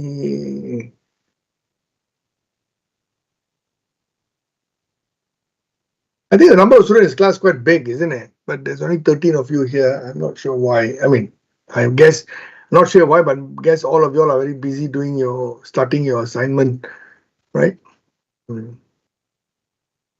Okay, what I'm going to do is I'm going to give you 1 hour lunch break. All right, we'll go for lunch now. It's about 11:07 your time. Malaysia is about 12 o'clock. All right, we'll take 1 hour lunch, and then we will come back at 1 o'clock Vietnam time. I think all of you are at home, right? I believe all of you are at home, going through this, even at home or even your campus. I'm not sure, but we'll take a break now. It's 11 o'clock in Hanoi. All right, we'll take a 1 hour break for lunch. I will meet you back at I'll meet you back at 12. Right, we can start at 12. So we'll take a break now. I'll meet you back at 12 o'clock Vietnam time, or 1 o'clock Malaysia time. Okay, all right. So I'll see you back in 1 hour's time. So this site will be still on. All right, I'm just going to off it. So you all can. You don't have to leave. You can just leave it on if you want. All right. And then we can continue when we come back in 1 hour's time. Okay. All right then. Bye. Okay.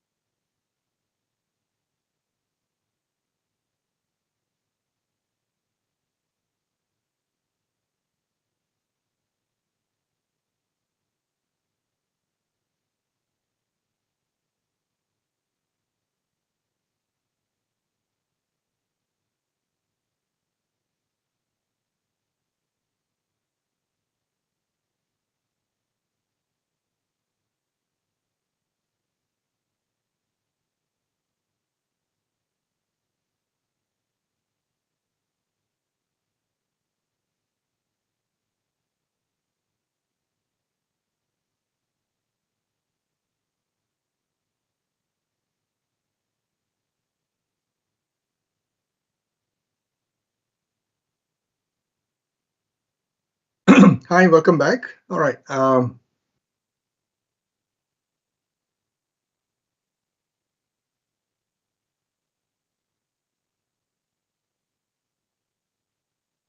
Okay, we are going to go to the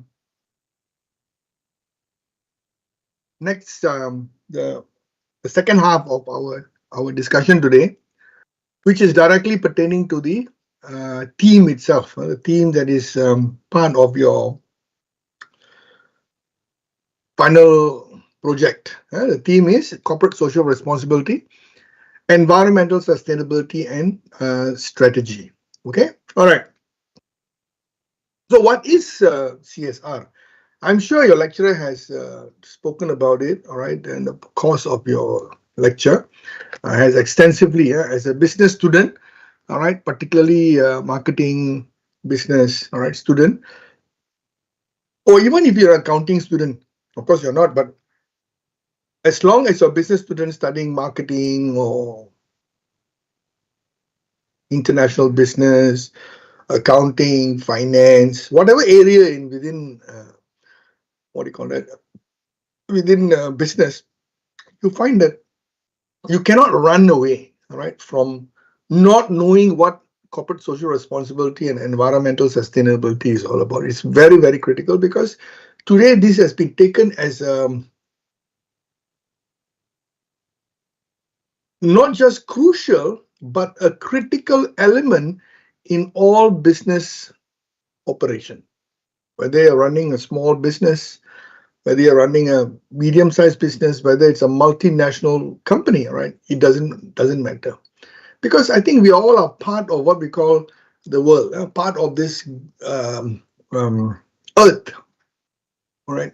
The planet called Earth, right? And I think we have lived long enough. Man or humanity has lived long enough in this planet, all right? That over the last 100 years, we have contributed to the greatest amount of destruction, all right, greatest amount of damage, all right, not only just to the environment, but also to other humans, right? Because in the last 100 years or so, the world was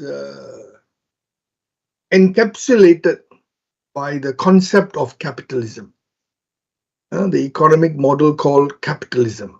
By virtue of this capitalist business model, you find that there has been extensive amount of exploitation, extensive amount of degradation, extensive amount of damage, all right, that has taken place. Now, some of you may ask, why the last 100 years or so? Well, the last 100 years or so was the era of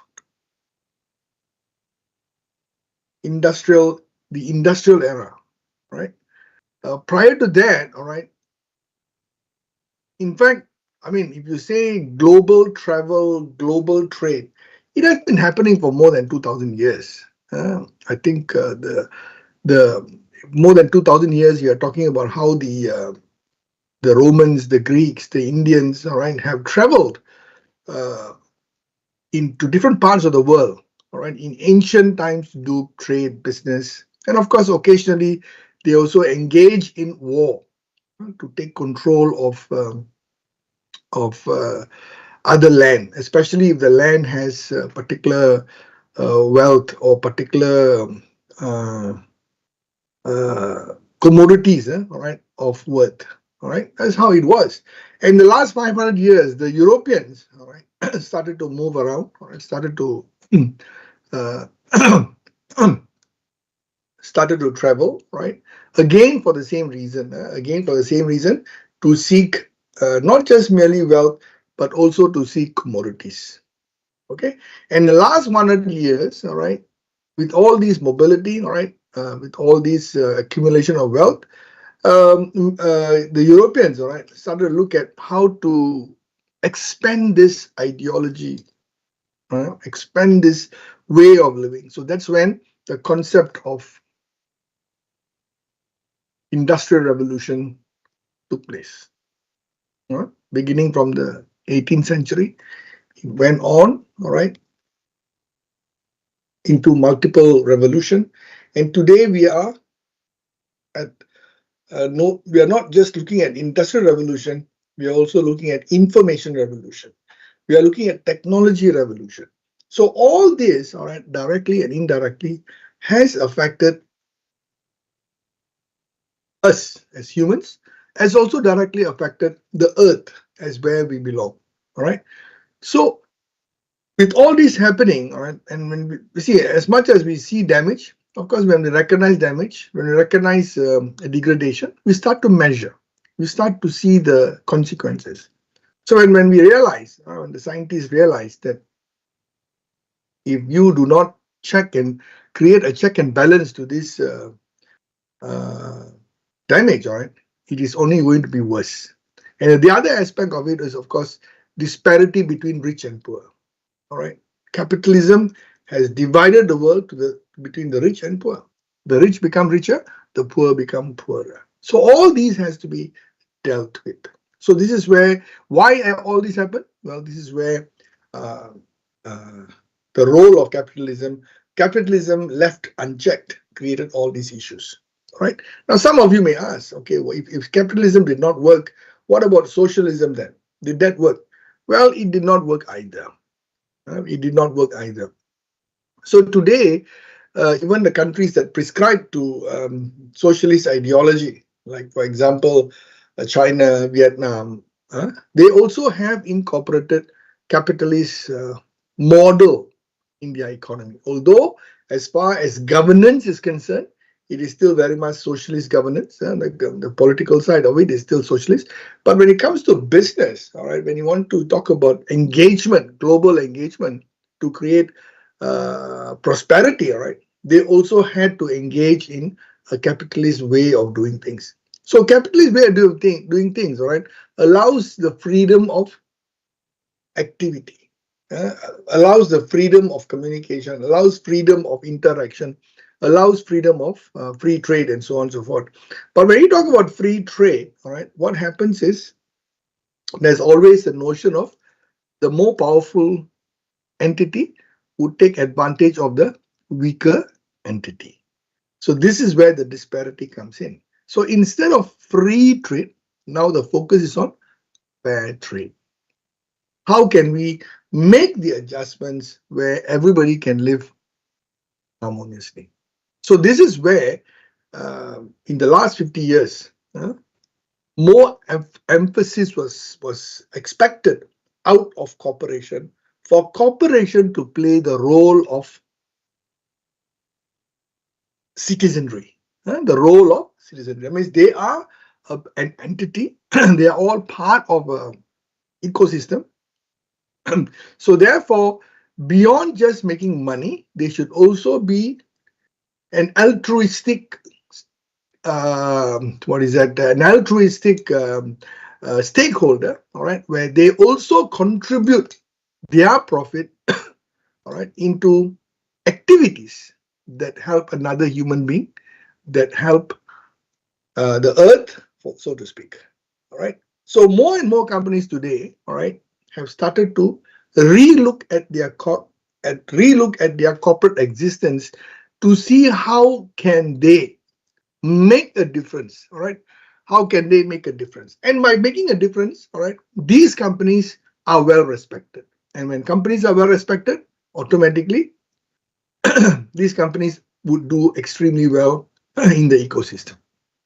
So corporate social responsibility is a firm's duty to operate in an honorable manner, provide good working conditions for employees, encourage workforce diversity, be a good steward of the environment, and actively work to better the quality of life in the local communities where it operates and in society at large. So when you say CSR, it encompasses a broad range of activity. We are looking at the well-being of employees. We want to encourage workforce diversity, people coming from different backgrounds, all right, becoming a steward of environment, taking care of the environment, all right, and more importantly, to better the quality of life in the community where this particular business operates. So beyond making money, beyond making money, beyond providing a job, beyond providing livelihood, all right, it is expected companies to take one step further in being altruistic. Altruistic is what? To care for everyone beyond profit-making mode. Okay? All right. So corporate social responsibility refers to a company's duty to operate, all right, in an honorable manner. Okay, we talked about that just now. Okay. All right. These are the 5 components of a corporate social responsibility strategy. A company's corporate social responsibility strategy. The first one is actions to ensure company operates honorably and ethically. All right. Honorably and ethically means what? They pay their taxes. They declare their profit, pay their taxes. They produce safe products. All right. They do not cheat their stakeholders. Okay. These are honorably and ethically. Number 2, actions to support philanthropy, participate in community service, and better the quality of life worldwide. All right. So philanthropy means what? Provide charity, provide funds, all right, for certain developmental project, all right, during the tsunami of 2004. Today is 27. Yesterday was 26. 26, the Boxing Day, the day that tsunami hit in 2004. Okay, so aftermath of tsunami, countries like Indonesia, Sri Lanka, were all affected terribly. So these were the time when many companies came forward and provided not just aid to deal with the crisis at that time, but they also went on to provide sustainable development activity by building schools and healthcare facility and so on and so forth. They also funded these healthcare facilities, schools, and so on a long-term basis, and even until now, right? Philanthropy. Thirdly, actions to protect and sustain the environment. Now, this is where companies engage directly. Many companies today, there are various multinationals who are operating to save the Mekong Delta. As you all know, the Mekong Delta is now facing a threat of sea water seeping into the Mekong Delta, right? Because of many farmers, all right, who used to grow, paddy and whatever not. Now they have switched to breeding fish and so on, all right?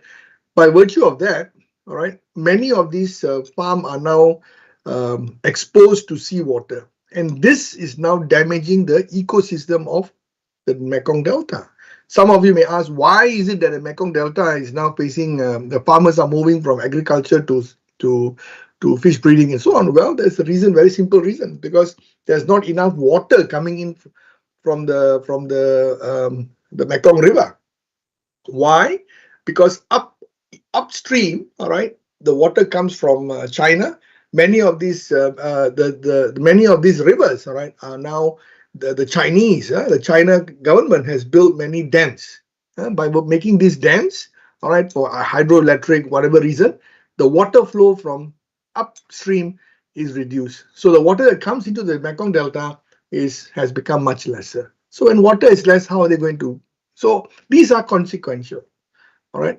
An action, there is a consequence. So this is that. So there are many companies, all right, both local, domestic Vietnamese company, as well as many multinationals, are helping to sustain the environment, right?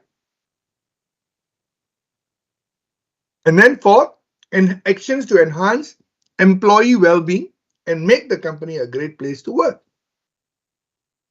All right, happy employees lead to happy customers. All right, we believe this is a very interesting and meaningful equation. Happy employee lead to happy customers. because only when an employee is happy about where he works or she works, they will provide good service to the customer. But if you have a disgruntled employee who is unhappy with what he or she does, definitely that attitude is going to project when they deal with their customers. So when we say well-being, it does not mean that they are working, you give them salary. No, it's not that. Salary is one thing. Salary must be measurable to the performance. That's another thing. Not just giving any salary. Must be measurable to the performance, measurable to the contribution of the employee to the company. Employee safety and health in the organization must be taken care of. Especially if, let's say, you're working in a factory that has got very loud noise, machines. You have to give them proper, ear plugs to keep the sound away so that they won't get damage to their eardrums. Very important. Sufficient rest time. Sufficient extracurricular activities so that the employees can indulge in those activities. All right, very important. And the last one is actions to promote workforce diversity. What does that mean? Today we find that because of mobility, look at this. You are a Vietnamese student. You are studying in Vietnam National University. I'm a lecturer from Malaysia. I'm from Help University, a private institution. Because of this collaboration, all right, you are able to complete a foreign degree, all right, with foreign support, all right, to complete your degree. So this is what we call diversity. So the way that as a foreigner or as a Malaysian, all right, I teach, all right, my approach could be different from your own lecturer. Your lecturer may have a different approach. I may have a different approach. And later, when you are exposed to another subject, you may have a different lecturer from a different country altogether. So you are going to have diversity in how you are going to learn. So when this diversity comes in, you would be gifted with multiple thought processes. Remember, the key word here is innovation, creativity, critical thinking, creative thinking. This can only happen, all right, if workforce is exposed, diverse workforce are working in a particular company. Today is not a problem at all because people are working all over the world, all right. Vietnamese in the US, Vietnamese in Australia, Malaysians in the UK, all right, Indians in the US, so many, all right, everybody is working everywhere, all right. That diversity would spark creativity. Right. And more importantly, as a business, you're also serving. Remember this morning I mentioned one thing. I said that whether you're a small, medium, or large company, all right, inevitably you cannot look at your segment alone in a separate mode.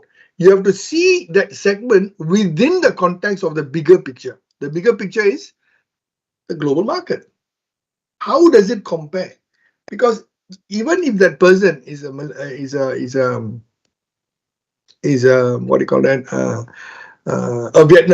if let's say market is Vietnamese, and you're trying to serve that particular market, it is important for you to benchmark your product with a global standard, because that customer is going to constantly monitor the benchmark because he or she has the access to make the differentiation, make the comparison. All right. So, for example, when Starbucks came to Vietnam, all right, as you know, Vietnam is a coffee culturally. Vietnam is a coffee drinking society. All right, and Vietnam has an acquired taste of a Vietnamese coffee, fragrance and its taste, very unique to Vietnam. All right, and Vietnamese are very comfortable with that. This is what Vietnamese coffee is all about. Fine. Now, Starbucks is bringing a different taste, different kind of style of making it, which is very American. So it is very important, all right, for Starbucks to make sure they understand the local market, though they're a global company, to understand the local market before they bring in their business into Vietnam. So one of the things they realize is they need to source for coffee bean from Vietnam itself. Today, all right, Starbucks has engaged farmers in Vietnam to produce coffee bean for Starbucks. Interesting, isn't it? It's a very interesting ecosystem. They're not bringing beans from somewhere else, from South America or anywhere else. They are actually sourcing the beans specifically, what do you call that? Created, all right, for the taste need of the Vietnamese. And with that experiment, Starbucks have also gone to China. And what they have done, same thing as well. They have also commissioned the same farmers to produce specific species of coffee bean that may connect with the China market. So this is how you should think. Diversity is very critical. You shouldn't be discriminatory. That's what I'm saying, right?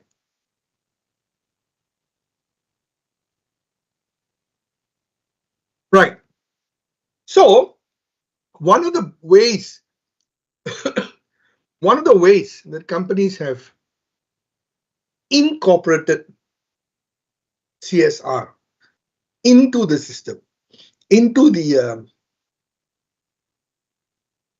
business process, is what we call the triple bottom line model of business. Yeah.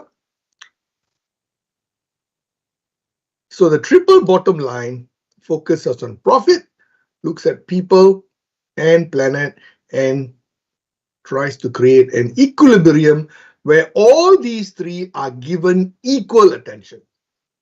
In the past, in a pure capitalist ideology, all right, everything is motivated by profit and profit only. All right. And in some socialist system, the motive was about people and people only. Also did not work. See, too extreme. In a capitalist, it was very profit oriented. In a socialist economy, it was very people oriented. And then new school, all right, people started to be very concerned about the planet, and it was very planet oriented. So when all these have, they have their own agenda, how does the business going to survive? So that is when, all right, companies started to adopt what we call a triple bottom line, when all these three are treated equally and they create an equilibrium performance level here. Okay.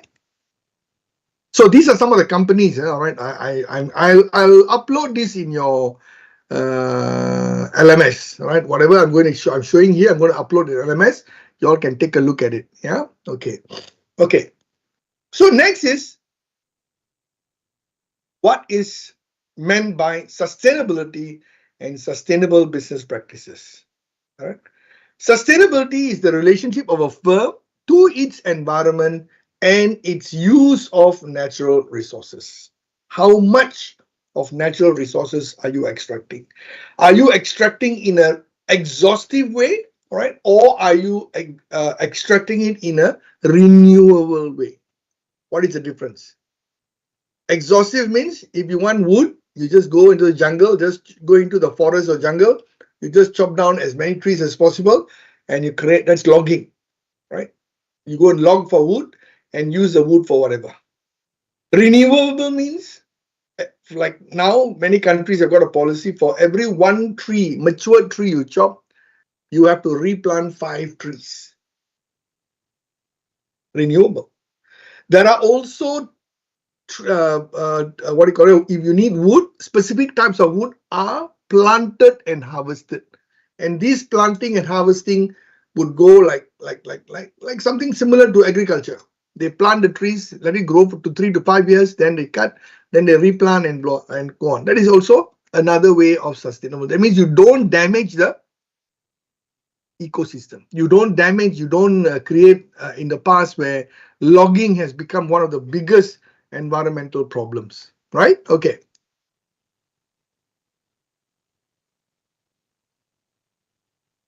All right. So sustainable business practice are those practices of firm that meet the needs of the present without compromising the ability to meet the needs of the future. So you don't just look at what I need now, but you also look at the need of future generation.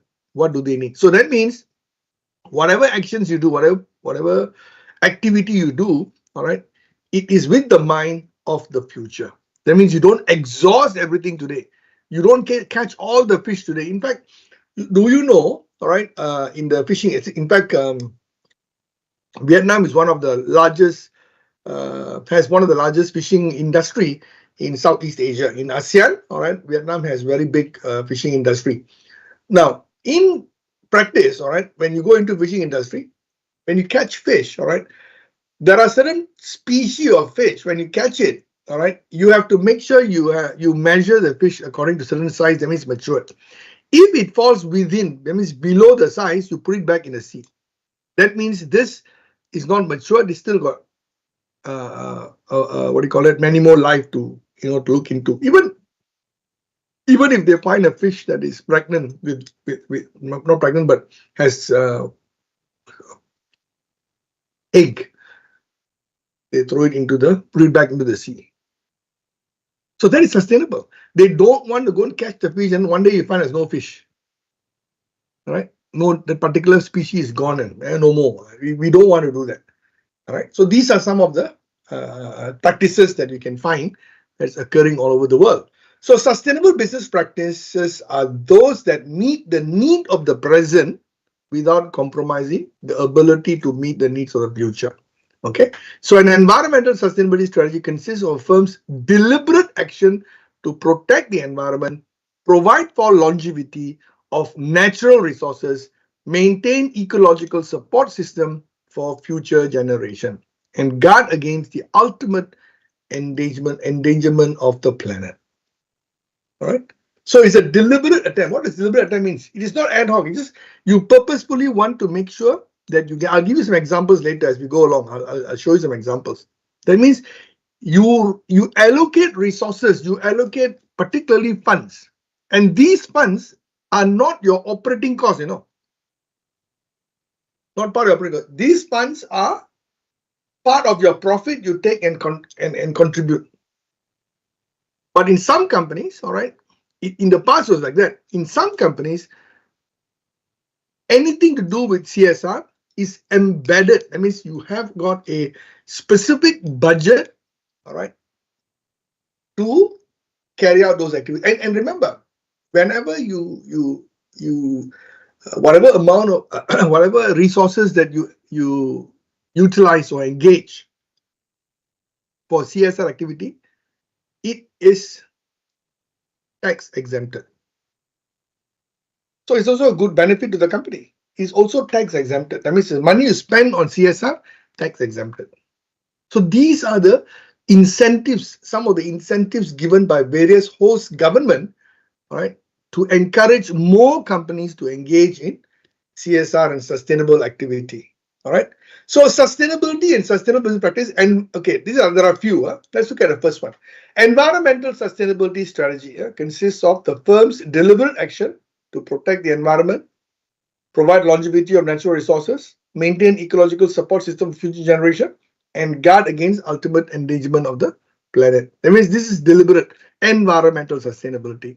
Companies like Petronas, companies like Shell, the oil company, they are doing a lot of things, right? In fact, they are one of the companies that build artificial reefs. You know what's an artificial reef? Artificial reef is like in the sea, you build reefs so that it can promote marine life in that particular area in terms of different types of species and so on. So they are spending a lot of money, all right, and resources in building artificial reefs and maintaining it as a eco-friendly zone, so to speak. So crafting corporate social responsibility includes, all right, pursuing a sustainable CSR strategy in the firm value chain activity. So why should a company pursue a sustainable CSR strategy? What does it do? Well, there are two issues. One is moral case, stakeholder benefit. The other one is a business case, competitive advantage. That means, remember, I just mentioned just now, on one hand, if a company engages in CSR activity, it would benefit stakeholder. Remember the 5 point that I just raised just now? A better well-being of employees, better taking care of them, all that environment and philanthropy and all that. That is, it will directly benefit the various stakeholder in that particular ecosystem where the business operates. That is from a moral case. From a business point of view, any company that engage in CSR activity and it is visibly known, all right, automatically that becomes its basis of competitive advantage. For example, Body Shop. I'm sure it's there in Vietnam. I've seen Body Shop retail outlets. Body Shop is a company that produces natural products. Body Shop products has got a very short shelf life because they don't use chemical, because they believe that the health and safety of customers is very important. So they don't use preservatives. So that is why Body Shop products have got a very short shelf life. But because it's got a very short shelf life, the price is higher. Because it's naturally sourced, the price is higher. So there are people who are willing to pay more if they know the product is of natural, does not contain any harmful chemicals. On top of that, that is just one part of it. In the upstream of the activities, they actually source the ingredients to make their products from women cooperative from Bangladesh, from Nigeria, from Brazil. And these are not, they don't source their items from large agricultural companies, no. They source it from women cooperative from rural area in Bangladesh, from Brazil, or even Nigeria and many other countries. So they want to empower women to participate in the economic activity of their respective countries. So again, there's a CSR element. They can easily buy their ingredients from anybody, but no, they buy specifically from these people because they want to empower women who are impoverished. You understand now? So it's very important. So so this in itself becomes a competitive advantage, whilst it helps the farmers, poor farmers, women farmers, whatever. But at the same time, all right, it also builds the company's brand image, and that becomes the company's competitive advantage. Okay, take note of that. So CSR strategies and environmental sustainability strategies that both provide valuable social benefit and fulfill customer needs in a superior fashion can lead to competitive advantage. Is what I just said. So corporate social agendas that address only social issues may help boost a company's reputation for corporate citizenship, but are unlikely to improve its competitive strength in the marketplace. So it has to be holistic. All right, it should, like what I said just now about the Body Shop, they are holistic. All right, they put everything together, pack it as, look, we are a ethical business. All right, we are a ethical business. So they pack themselves like that, and people would want to engage with businesses that do not just merely claim the ethical, but they also walk the talk. That's why. So these are some of the very important aspects, all right, of CSR. So remember this, huh? All right, remember this, because when you're doing your assignment, your project, all right, make sure, all right, you don't just give some superficial thing they can do, but you must make sure that it is sustainable. It brings a holistic benefit to the company. Don't just simply just give some, they do this, do that, and that's it. Okay, nah, that's not going to work. So you have to go in depth, deeper. All right. So implied social contract to do the right thing. Okay. So basically, the moral case for CSR and environmentally sustainable business is they operate ethically, legally, all right, provide good work condition for employees, be a good environmental steward and display good corporate citizenship. We have talked about that. So every action a company takes can be interpreted as a statement of what it stands for. So a company's corporate vision, mission, right, are very, very important. So when you are making comparisons, all right, look at the companies. What have they done?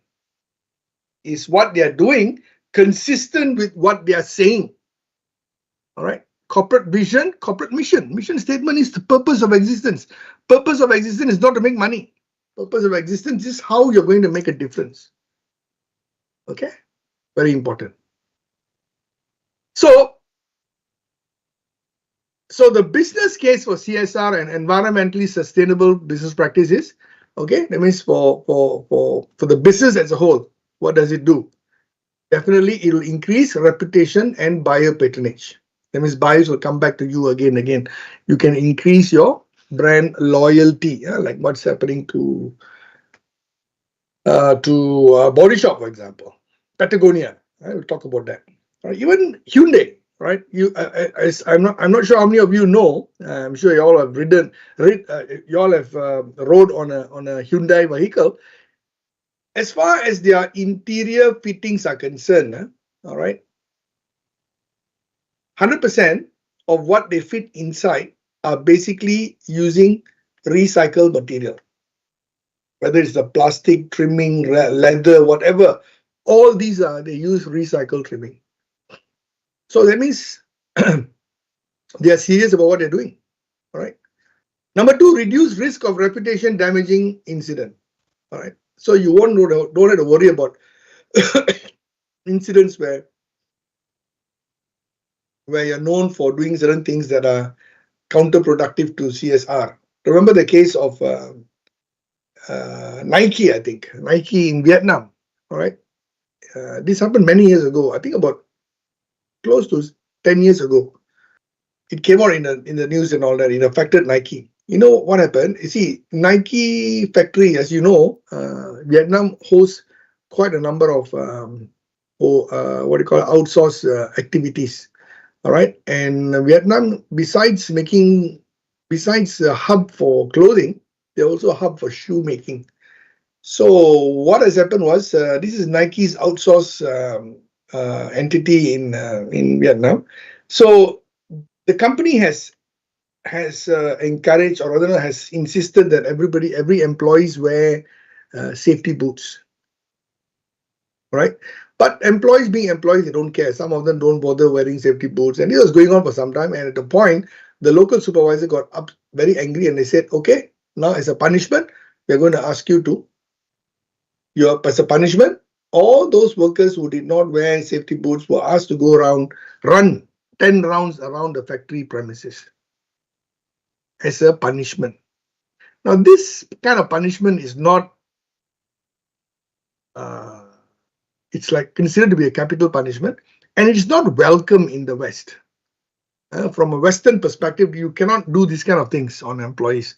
So somebody picked up this information, and then it was published in mainstream media in the US and in North America and Europe, all right. And then there was this, people got very upset, and people were saying that how can Nike, all right, do this kind of nonsense, and it is very wrong. And they said, okay, let's boycott Nike. So Nike, of course, did not know about this until this was published, all right, because it was an outsourced entity. So when they investigated, yes, it happened. So Nike had to come up and apologize to the stakeholders and said, look, this is not our doing. This is our outsource company. We will make sure that we will what do you call that? We will better manage our outsource partners so that they do not engage in such activities and so on and so forth. So you see, perhaps, all right, if it was a local company and somebody, I mean, if this kind of this type of punishment, if it was given or instituted, maybe it may not have made much of a difference. Maybe. But because it is connected to an international brand, all right, where in that country such punishment is a no-no. So look at the perspective. You must understand this. So sometimes you have to understand as a global company, all right, as a company, as a company, you have to be mindful, all right, of all actions you do, because directly or indirectly it will have an implication. Right. Number three, lower turnover costs and enhanced employee recruiting and workforce retention. So if employees like to work for your company, then the turnover is lower. So you don't have to hire new people, train them, and so on and so forth. So you lower your costs. Number four, increase revenue enhancement opportunities due to support of CSR and sustainability. So revenue will increase because more people will support your company, and you can also get other entities or other companies to be part of that initiative. And CSR and sustainability best serve long-term interests of shareholders. This is very important. Remember, you do not just give a donation and then you be happy about it and that's it done. What we want today is every action, it has to have a developmental outcome. Right? Not if you're going to build a school, make sure you maintain the school, see how many students are coming out of that, what are they doing, and so on and so forth. So it must be an entire process and not just spot activity which may not justify. Okay? All right. So combating the evasion of CSR and socially harmful business, all right, harmful and unethical business actions behavior will increase public awareness of misdeeds of bad behavior by firms, all right. Increase public awareness of misdeeds of bad behavior of firms. This is already happening because we're all exposed to information. We are living in an information revolution era. Accessibility is there. And then increase legislation and regulation to correct and punish firms. So more and more countries, government, all right, they have got firm policies, firm laws to deal with companies that are putting themselves in a very unethical manner. Refusal to do business with irresponsible firm, right? Definitely. If you know that the business is not doing very well, is conducting themselves in an irresponsible manner, people may not want to do business with you. All right. So, for example, in the case of Samsung, the Samsung CEO was jailed for 2 years, all right, for misrepresenting his accounts, cheating on company, declaration of income, all right. Samsung, all right. Volkswagen, all right. Volkswagen, another company, all right. They cheated on the carbon emission. They claimed that it was lower, but actually it's higher. It affected the company. The company had to pay $100 million fine, loss of reputation. It's one of the leading European automobile company, Volkswagen. So that's an example. So you see, today everybody has got access to information. So since we have access to instantaneous information, all right. So by virtue of that, all right, you can't run away. No matter how hard you try to suppress it, somehow or other the information will come out. And when it does come out, all right, when a third party reveals something like that, it will have devastating consequences. So companies would not want to engage themselves in harmful business practices. Okay, so higher the public profile of a company or its brand, the greater the scrutiny of its activities and the higher the potential for it to become a target for pressure group action. So if you are a multi-billion dollar, global company, all right, you are highly visible. Every action is monitored. So if because your actions are monitored, all right, definitely there'll be pressure groups that will pick up if there are any wrongdoing, right? And that becomes an issue as well. So you have to be very mindful. That doesn't mean that smaller companies are not under the radar. It is, but bigger companies are always in the minds of the public. So therefore, see, you talk about McDonald's, you talk about Ford, Toyota, like Nissan now. Nissan is going through a bad period after so many years of flying very high. Today, Nissan is on the brink of bankruptcy. it's being most likely it'll be taken over by Toyota. Right. So it's a very strong brand, but again, poor management, weak management, not poor, weak management. They were not able to reinvent themselves, right? And that sort of brought them to where they are today. It's very sad. It's a very big company, all right? One of the oldest Japanese automobile company, and today it's on the brink of bankruptcy. Okay. So socially responsible strategies that create value for customers and lower costs can improve company profits and shareholder value at the same time that they address other stakeholders' interests. Okay, we talked about that. There is little hard evidence indicating shareholders are disadvantaged in any meaningful way by a company's action to be social responsible. So that means there's no such thing as every action taken by a company which is in the direction of being socially responsible would definitely have positive impact on shareholders rather than negative impact, because old school, you see, many people are worried if a company spends so much of money on all these activities, then shareholders value will, you're talking about shareholder, not stakeholder, shareholders value will drop because shareholders profit is technically supposed to be come down, but actually it's not, because if a company acts socially responsible, socially responsible, all right, more customers will come in. With more customers come in, you may find that the profit would definitely be positive rather than negative, right? So now we come to the point of, just give me a minute. Before we go into that, let me just give me a minute. I just go to the gents for a while. Just give me a minute.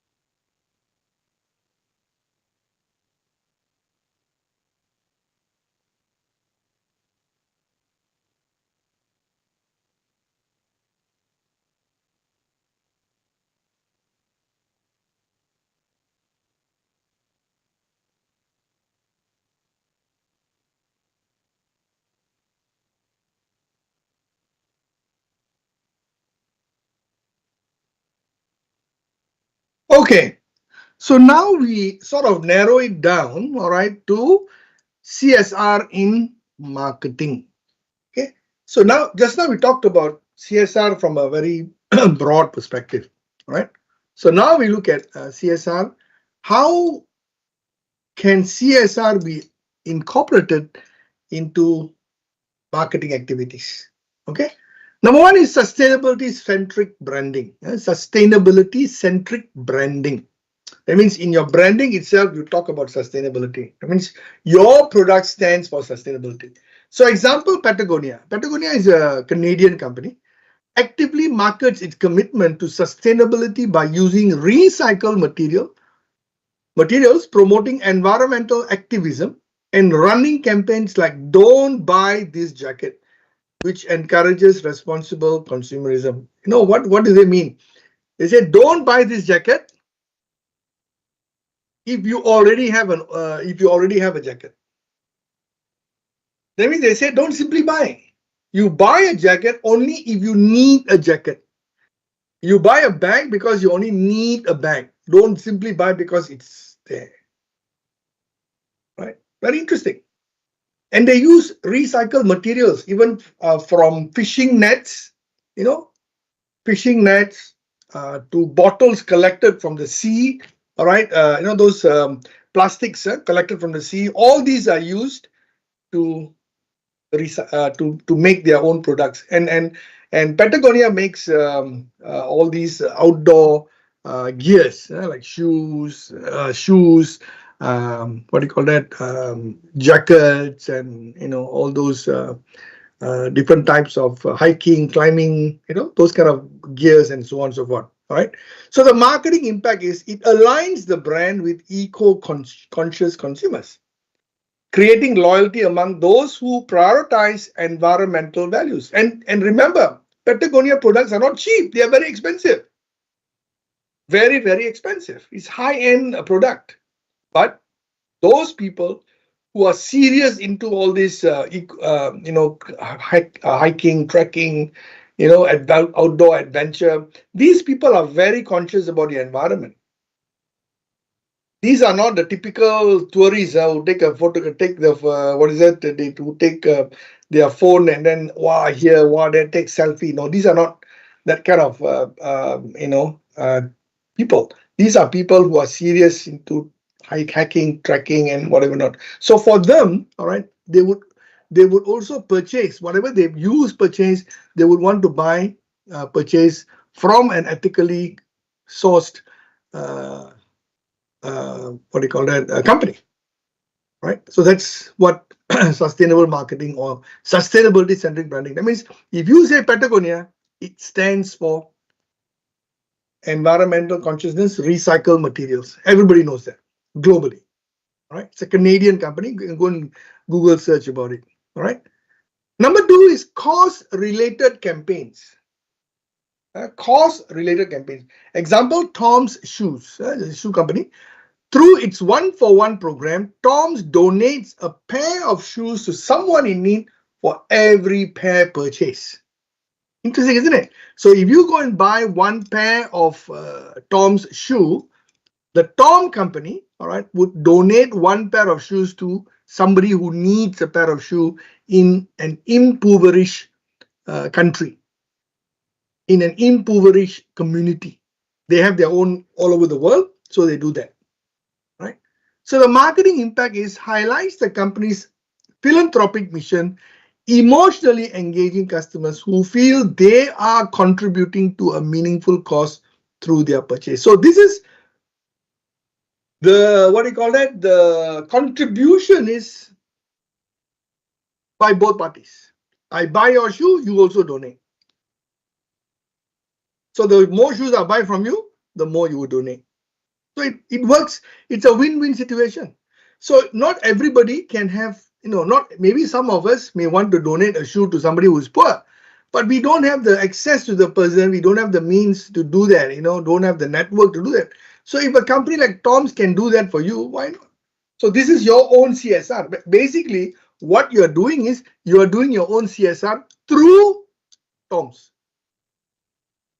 So that works very well. All right. In fact, from time to time, McDonald's, they say that every burger you purchase, $1 is given to the protection of tigers in some parts of the world. They had some campaign like that as well. And some companies have actually a permanent thing. For every purchase you make, X amount of money is given to certain activities and so on and so forth. So all these are very interesting way of trying to inculcate, even to get the stakeholders to be involved in a community activity. All right. And then community involvement initiative. Just now that was individual. All right. This is community involvement initiative. Coca-Cola's 5x20 program. Coca-Cola's 5x20 program. So here, Coca-Cola promotes its efforts to empower 5 million women entrepreneurs in its supply chain by 2020 through marketing and storytelling. All right. Coca-Cola promotes its efforts to empower 5 million women entrepreneurs in its supply chain by 2020, which they have already achieved that. So the marketing impact is it enhances its global brand image as the company that supports gender equality and economic development. You see how it was improving. I mentioned about how what is that just now? What do you call that? Body Shop does. So here, Coca-Cola does it as well. 5 by 20, 5 million by 2020. You can go and check, Google search it. You can check it. How they have actually surpassed that. They've actually surpassed that. Funding women, all right, to empower them to become entrepreneurs, all right, in their own supply chain. That's interesting, all right. Now, transparent supply chain marketing. Example, this is directly on. This is involvement, community involvement. This one is how they have converted the supply chain marketing as part of their CSR activities. So Starbucks markets its ethical sourcing program, ensuring that its coffee is purchased from farmers who meet specific environmental and social standards. See, just now I mentioned about how Starbucks have commissioned Vietnamese farmers because they want the Vietnamese farmers not to plant and harvest coffee bean as they like, but they want it to be farmed in a particular way, which is confined to an ethical way of, breeding it, growing it. Sorry, not breeding, growing it and harvesting it. Including the use of controlling the use of pesticides and growth enhancement, whatever. All right, they don't want that. So it builds trust and authenticity with customers who care about fair trade and ethical labor practices. More importantly, all right, they are paid in the coffee bean which is sourced, and the payment made to the farmers conforms to the global price of coffee bean at that point of time. So it's not that because the farmers, you can just pay them any amount. No, it is predetermined price. Even if the global price goes down, all right, Starbucks will still pay the amount of money that has been promised to them. All right. So these are some of the what do you call it, ways a company can incorporate CSR in their marketing efforts. Next, charity partnership and fundraising campaign. Example, a red campaign. See, the red campaign is a particular entity which uses the color red as their theme, particularly to deal with they champion, they seek they seek funds, all right, to fight AIDS and to deal with AIDS. So here, Red Campaign partnered with Apple and Nike, with brands to donate a portion of their sales to fight AIDS. Apple markets special red products to highlight its support. Yeah. So if you look at some of the Apple model, right, it comes in red. Whether it's Apple Mac, all right, or even iPhone, there are some models that comes in red. So if that is red, that means it is aligned with the Red Campaign. So marketing impact, it creates a sense of shared responsibility, motivating consumers to support a global cause through their purchases. So that means you create awareness, right? At one time, everybody was very in the 80s, people were very afraid of AIDS and everybody was talking about it. Today, nobody talks about it, but it is still there. Many people suffer from this particular disease. Quietly, they die. So the Red Campaign, all right, they are one of the biggest campaigner, all right, to deal with AIDS and so on and so forth globally. All right, so they seek partnership. Okay, so that is some of the ways, all right, a company can incorporate CSR in their marketing effort. These are all one examples from different companies, all right.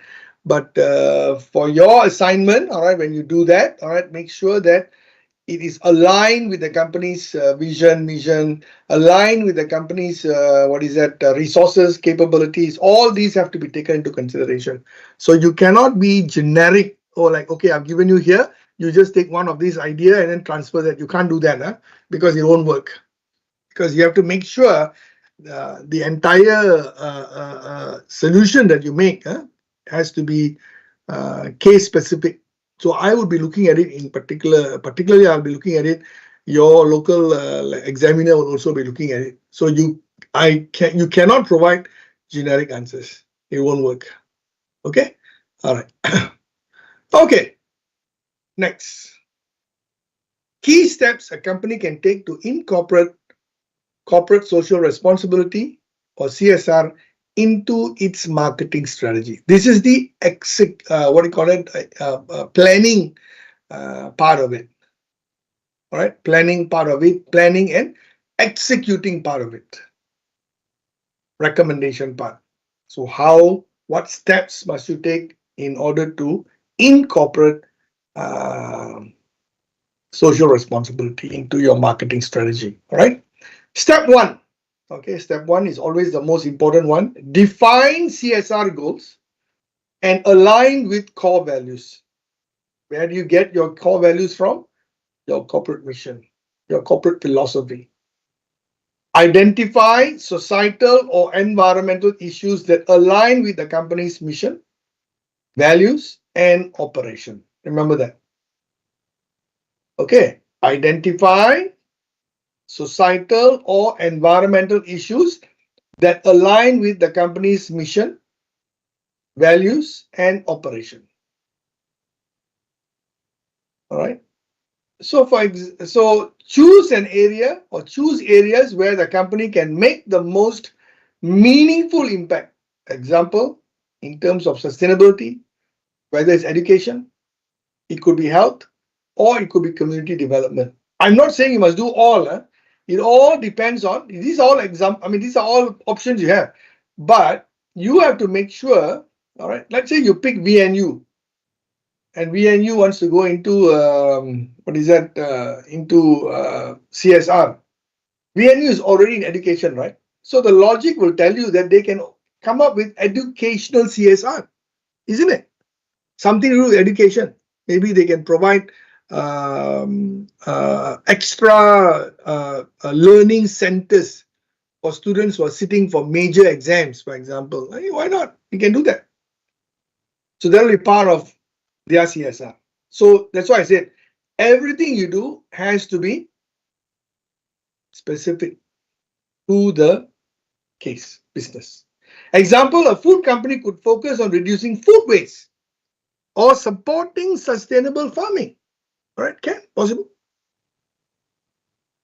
All right, a food company could focus on reducing food waste or supporting sustainable farming. Right? Like many hotels in Vietnam, all right, the food that is not consumed, all right, are actually channeled to a company called Food Waste Recycling or something like that in Vietnam, where they will then recycle the food, all right, and into other things. All right, so why not? Can do that. Many of you do not know all these exist in Vietnam. All right, you all just look at it very superficially, but these are all, like for example, I should show you one example.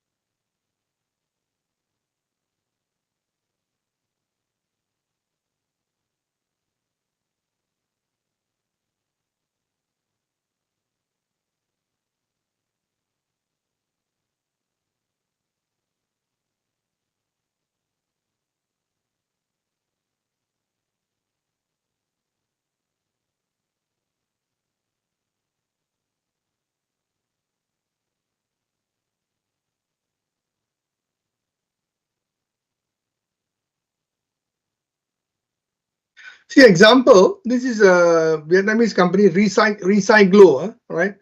And they provide a huge range of waste management, you know, all kinds of activities they are doing. All right, you can actually search for these companies. All right, this is just one of the many companies that is available in Vietnam. All right, who what do you call it? Who deals with food waste. So you have to search. All right, otherwise you won't get it.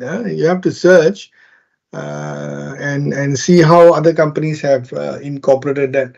Okay, secondly, step 2, understand target audience values. It is very important. This one going back to the discussion we had this morning. Understand target audience values. Conduct market research to determine the social and environmental causes that resonates most with your target audience. What makes them tick?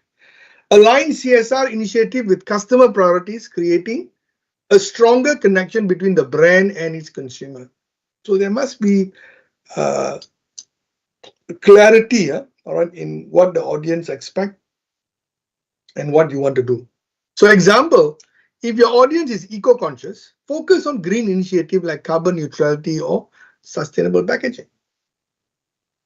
All right. So again, depends on the nature of business, depends on the nature of your customers, your stakeholders. Right. So once you know that, you can make the connection. Understand your target audience. So I want to see all this in your work. All right. Step 3, integrate CSR into the product or service. So incorporate CSR effort into the core offering, ethical sourcing, eco-friendly material, or charitable contribution for every sale. All right. So ensure the initiative is authentic and woven into the company's DNA rather than treated as an afterthought. That means it has to be part of your corporate vision, mission, corporate philosophy, corporate goal. You must have clarity in that to say that, hey, look, by this year, we want to, like just now we talked about Coca-Cola, 5 by 20. All right, 5 million women entrepreneurs by the year 2020. That means that is a specific goal they want to achieve. So you have to have such goals as well. So example, Nike's Move to Zero campaign, which incorporates sustainability into its product and operation. All right.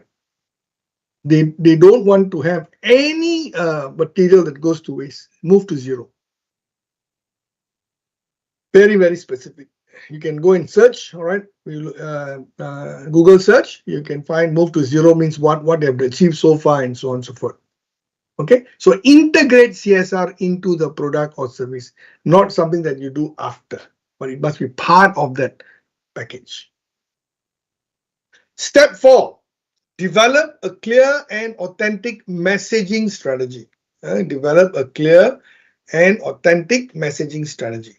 The steps: create a marketing campaign that transparently communicates the company's CSR effort. Oh, this is very interesting. Must use storytelling to showcase the real impact of your CSR initiative. Case studies, testimonials, or behind-the-scene content, whatever. Avoid greenwashing by backing claims with evidence and measurable outcomes. All right. Avoid greenwashing. Don't come out with all kinds of claims. All right. Make sure it's very clear. Example: Ben and Jerry. The Ben and Jerry is what is this? It's ice cream company. All right. Openly shares its activism work and progress on social justice and climate change. So you go to Ben and Jerry's website, you can find all this. All right, to get ideas. Okay, all these are. I'm giving you all these examples so that you can go to the website and look for ideas. Don't copy. No, don't copy. Get the ideas and reconstruct it to suit your own case study. That's very important. Engage. Step 5. Engage stakeholders and build partnership. Engage stakeholders and build partnerships.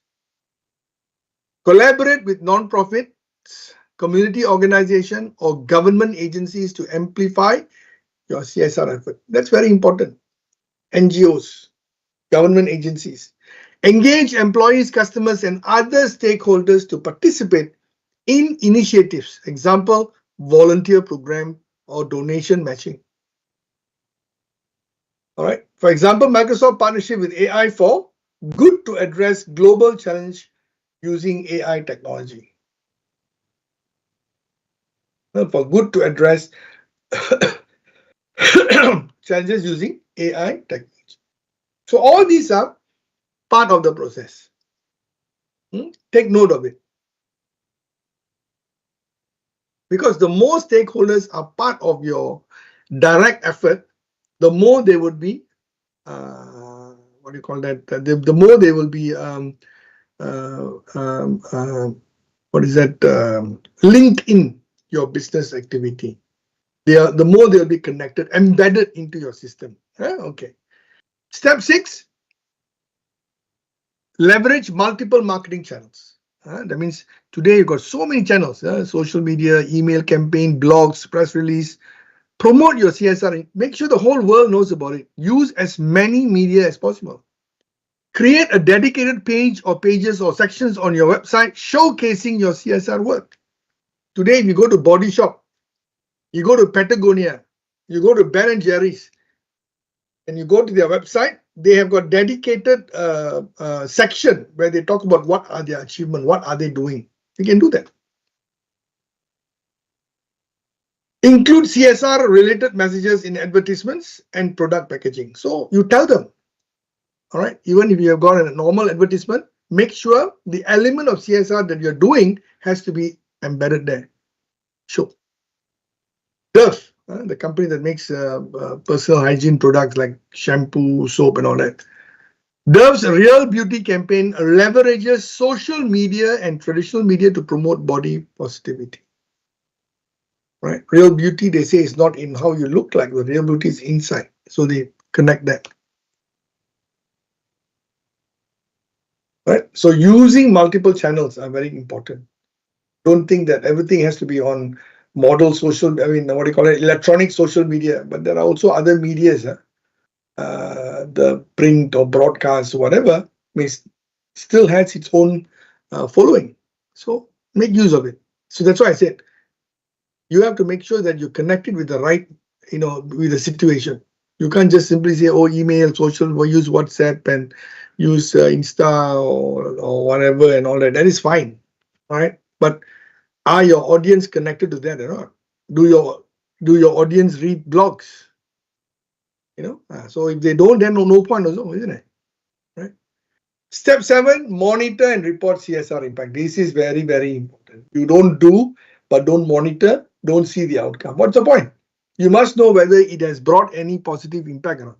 So measure the impact of your CSR initiative through key performance indicators, your KPI. That means embed your KPI. Show in your assignment where the KPI is going to be embedded, like carbon reduction, funds raised, or community served. All right. Share progress through annual reports, infographics, or updates on marketing channels to maintain transparency. Right. So all these has to be recorded, measured, and recorded. So Unilever, example, publishes an annual sustainable living plan to track progress on its CSR goals. Unilever publishes an annual sustainable living plan to track progress on its CSR. Besides their annual report, they also have got this annual sustainable living plan. It's all on the website. You can go and check it out. All right. Step 8, engage customers in CSR initiatives. Involve customers by creating opportunities for them to contribute, such as donating with purchase, recycling programs, or volunteering. For example, like just now, Tom's. You buy one shoe, they donate one shoe. Or in some cases, you can actually donate, like Body Shop expects you to come and give back their, the used packaging and all that. You can give it back to them, and they will recycle it. That's good. In the case of Lego, Lego's recycling program invites customers to send in used bricks to be donated to schools and non-profit. Yeah, Lego, right? Lego game. So if you have old ones, you're not using, you have outgrown it and whatever not, you can give it to Lego, and Lego will take that and give it to schools, donate it to schools, whichever country that they're operating. That makes sense. So you yourself cannot go and give. So they will collect, they'll make a package, and then they will send to the respective schools. Whatever is missing, they'll add on and give it to the school to take care of it. Okay, and then evaluate and refine CSR effort. Gather feedback from stakeholders and customers to understand how your CSR initiative are perceived. How do they perceive? How the customers, how your stakeholders think? Do you think it's all working out? Do you think it's making a difference? Right? Ask the government. Do you think the government? As far as the government is concerned, all right, you're doing certain activities, but is it translating into meaningful progress? All right, and then adjust your strategy based on insights and changing societal needs. Okay, a company may shift focus from broad sustainability initiative to more specific goals like ocean conservation and so on and so forth. So these are something very big, all right? So why not, right? So if you can, all right, do that. So these are the things that I want to see in your final project. So how are you going to convert all this back to whatever? You show me, right? So there's a lot of things for you to do, all right? As I've said, all right, although it's a lot, so you just need about 20 hours to complete all that. So this is the marketing plan that you already have, all right? You can see where you are able to incorporate that, okay? Implementation. This is the last part of it I just mentioned just now, okay? Oh yeah, that's it. Okay, so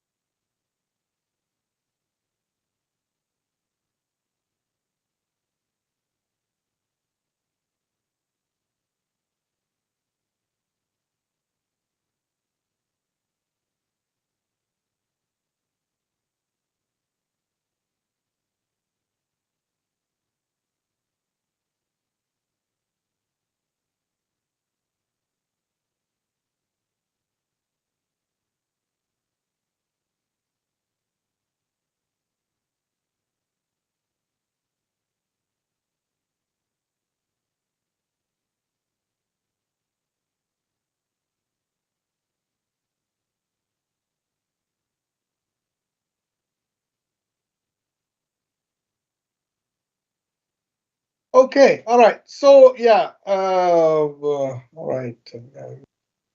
Oh yeah, any question I'd like to ask based on what I've just covered? So pretty much what you need to know to do your assignment, all right, to complete your assignment, I have already covered. In fact, I've covered more than what you need, all right? So there's no excuse for you not to be able to do the activity or exercise. So I hope you do a good job, and you would produce good work. All right. Now, just to reiterate what I said earlier this morning about the use of AI. All right. Please refrain from doing your entire work using AI, because if you do, it'll be detected, and if it's detected, then it's as good as you failing the paper. Okay. Let me be very blunt about it, because many students take this for granted, all right, and they do that, and later they find that they don't do well, and the reason is because the work has been done by AI platform, and you just cut and then paste it over here. So please do not do that. All right. So if you use it as a tool, as an idea, all right, and then you take that, and then you can reword it or whatever, that is fine. But don't just cut and paste, and then when you put to the AI, it says all yellow, yellow, yellow. The whole thing is yellow and gone. 100% AI plagiarized. One more thing I also must tell you. All right, if you put your work once, all right, okay, how does it work like this? If you put your work in for what is that? And oh, by the way, all right, just to let you know, all right, if you put your work in, turn it in, all right, and then when you try to put it back and turn it in again, want to retest it in the past, you find that whatever that you put in, turn it in, will become the ownership of whatever that you have regurgitated from turn it in, all right, becomes the ownership. Okay, no, ownership of turn it in. So when you put, sorry, ownership of AI platform. So when you put in turn it will detect it. Okay, now give you another example. Some of you have this habit of, after writing your assignment, you want to refine your work. Okay, you want to check your spelling, grammar. So you take your entire project and put it in AI and ask it to check spelling, grammar. Now, what is going to happen is when you do that, that AI platform is going to take ownership of that entire work that you have done.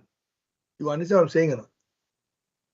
You take your work, all right, you've done your assignment, even if you did yourself or whatever, you take it and then you put in AI just to check spelling and grammar, just for that only.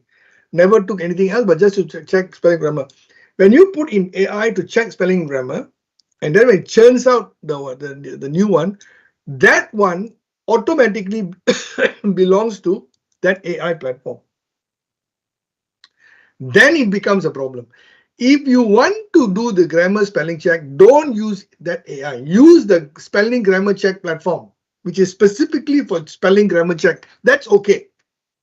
That's fine. That one won't capture. But if you go to AI, like let's say use ChatGPT, for example, you take your assignment, you put in ChatGPT for spelling, ask it to do a spell check or grammar check. Automatically, when it gives you a result, that result is owned by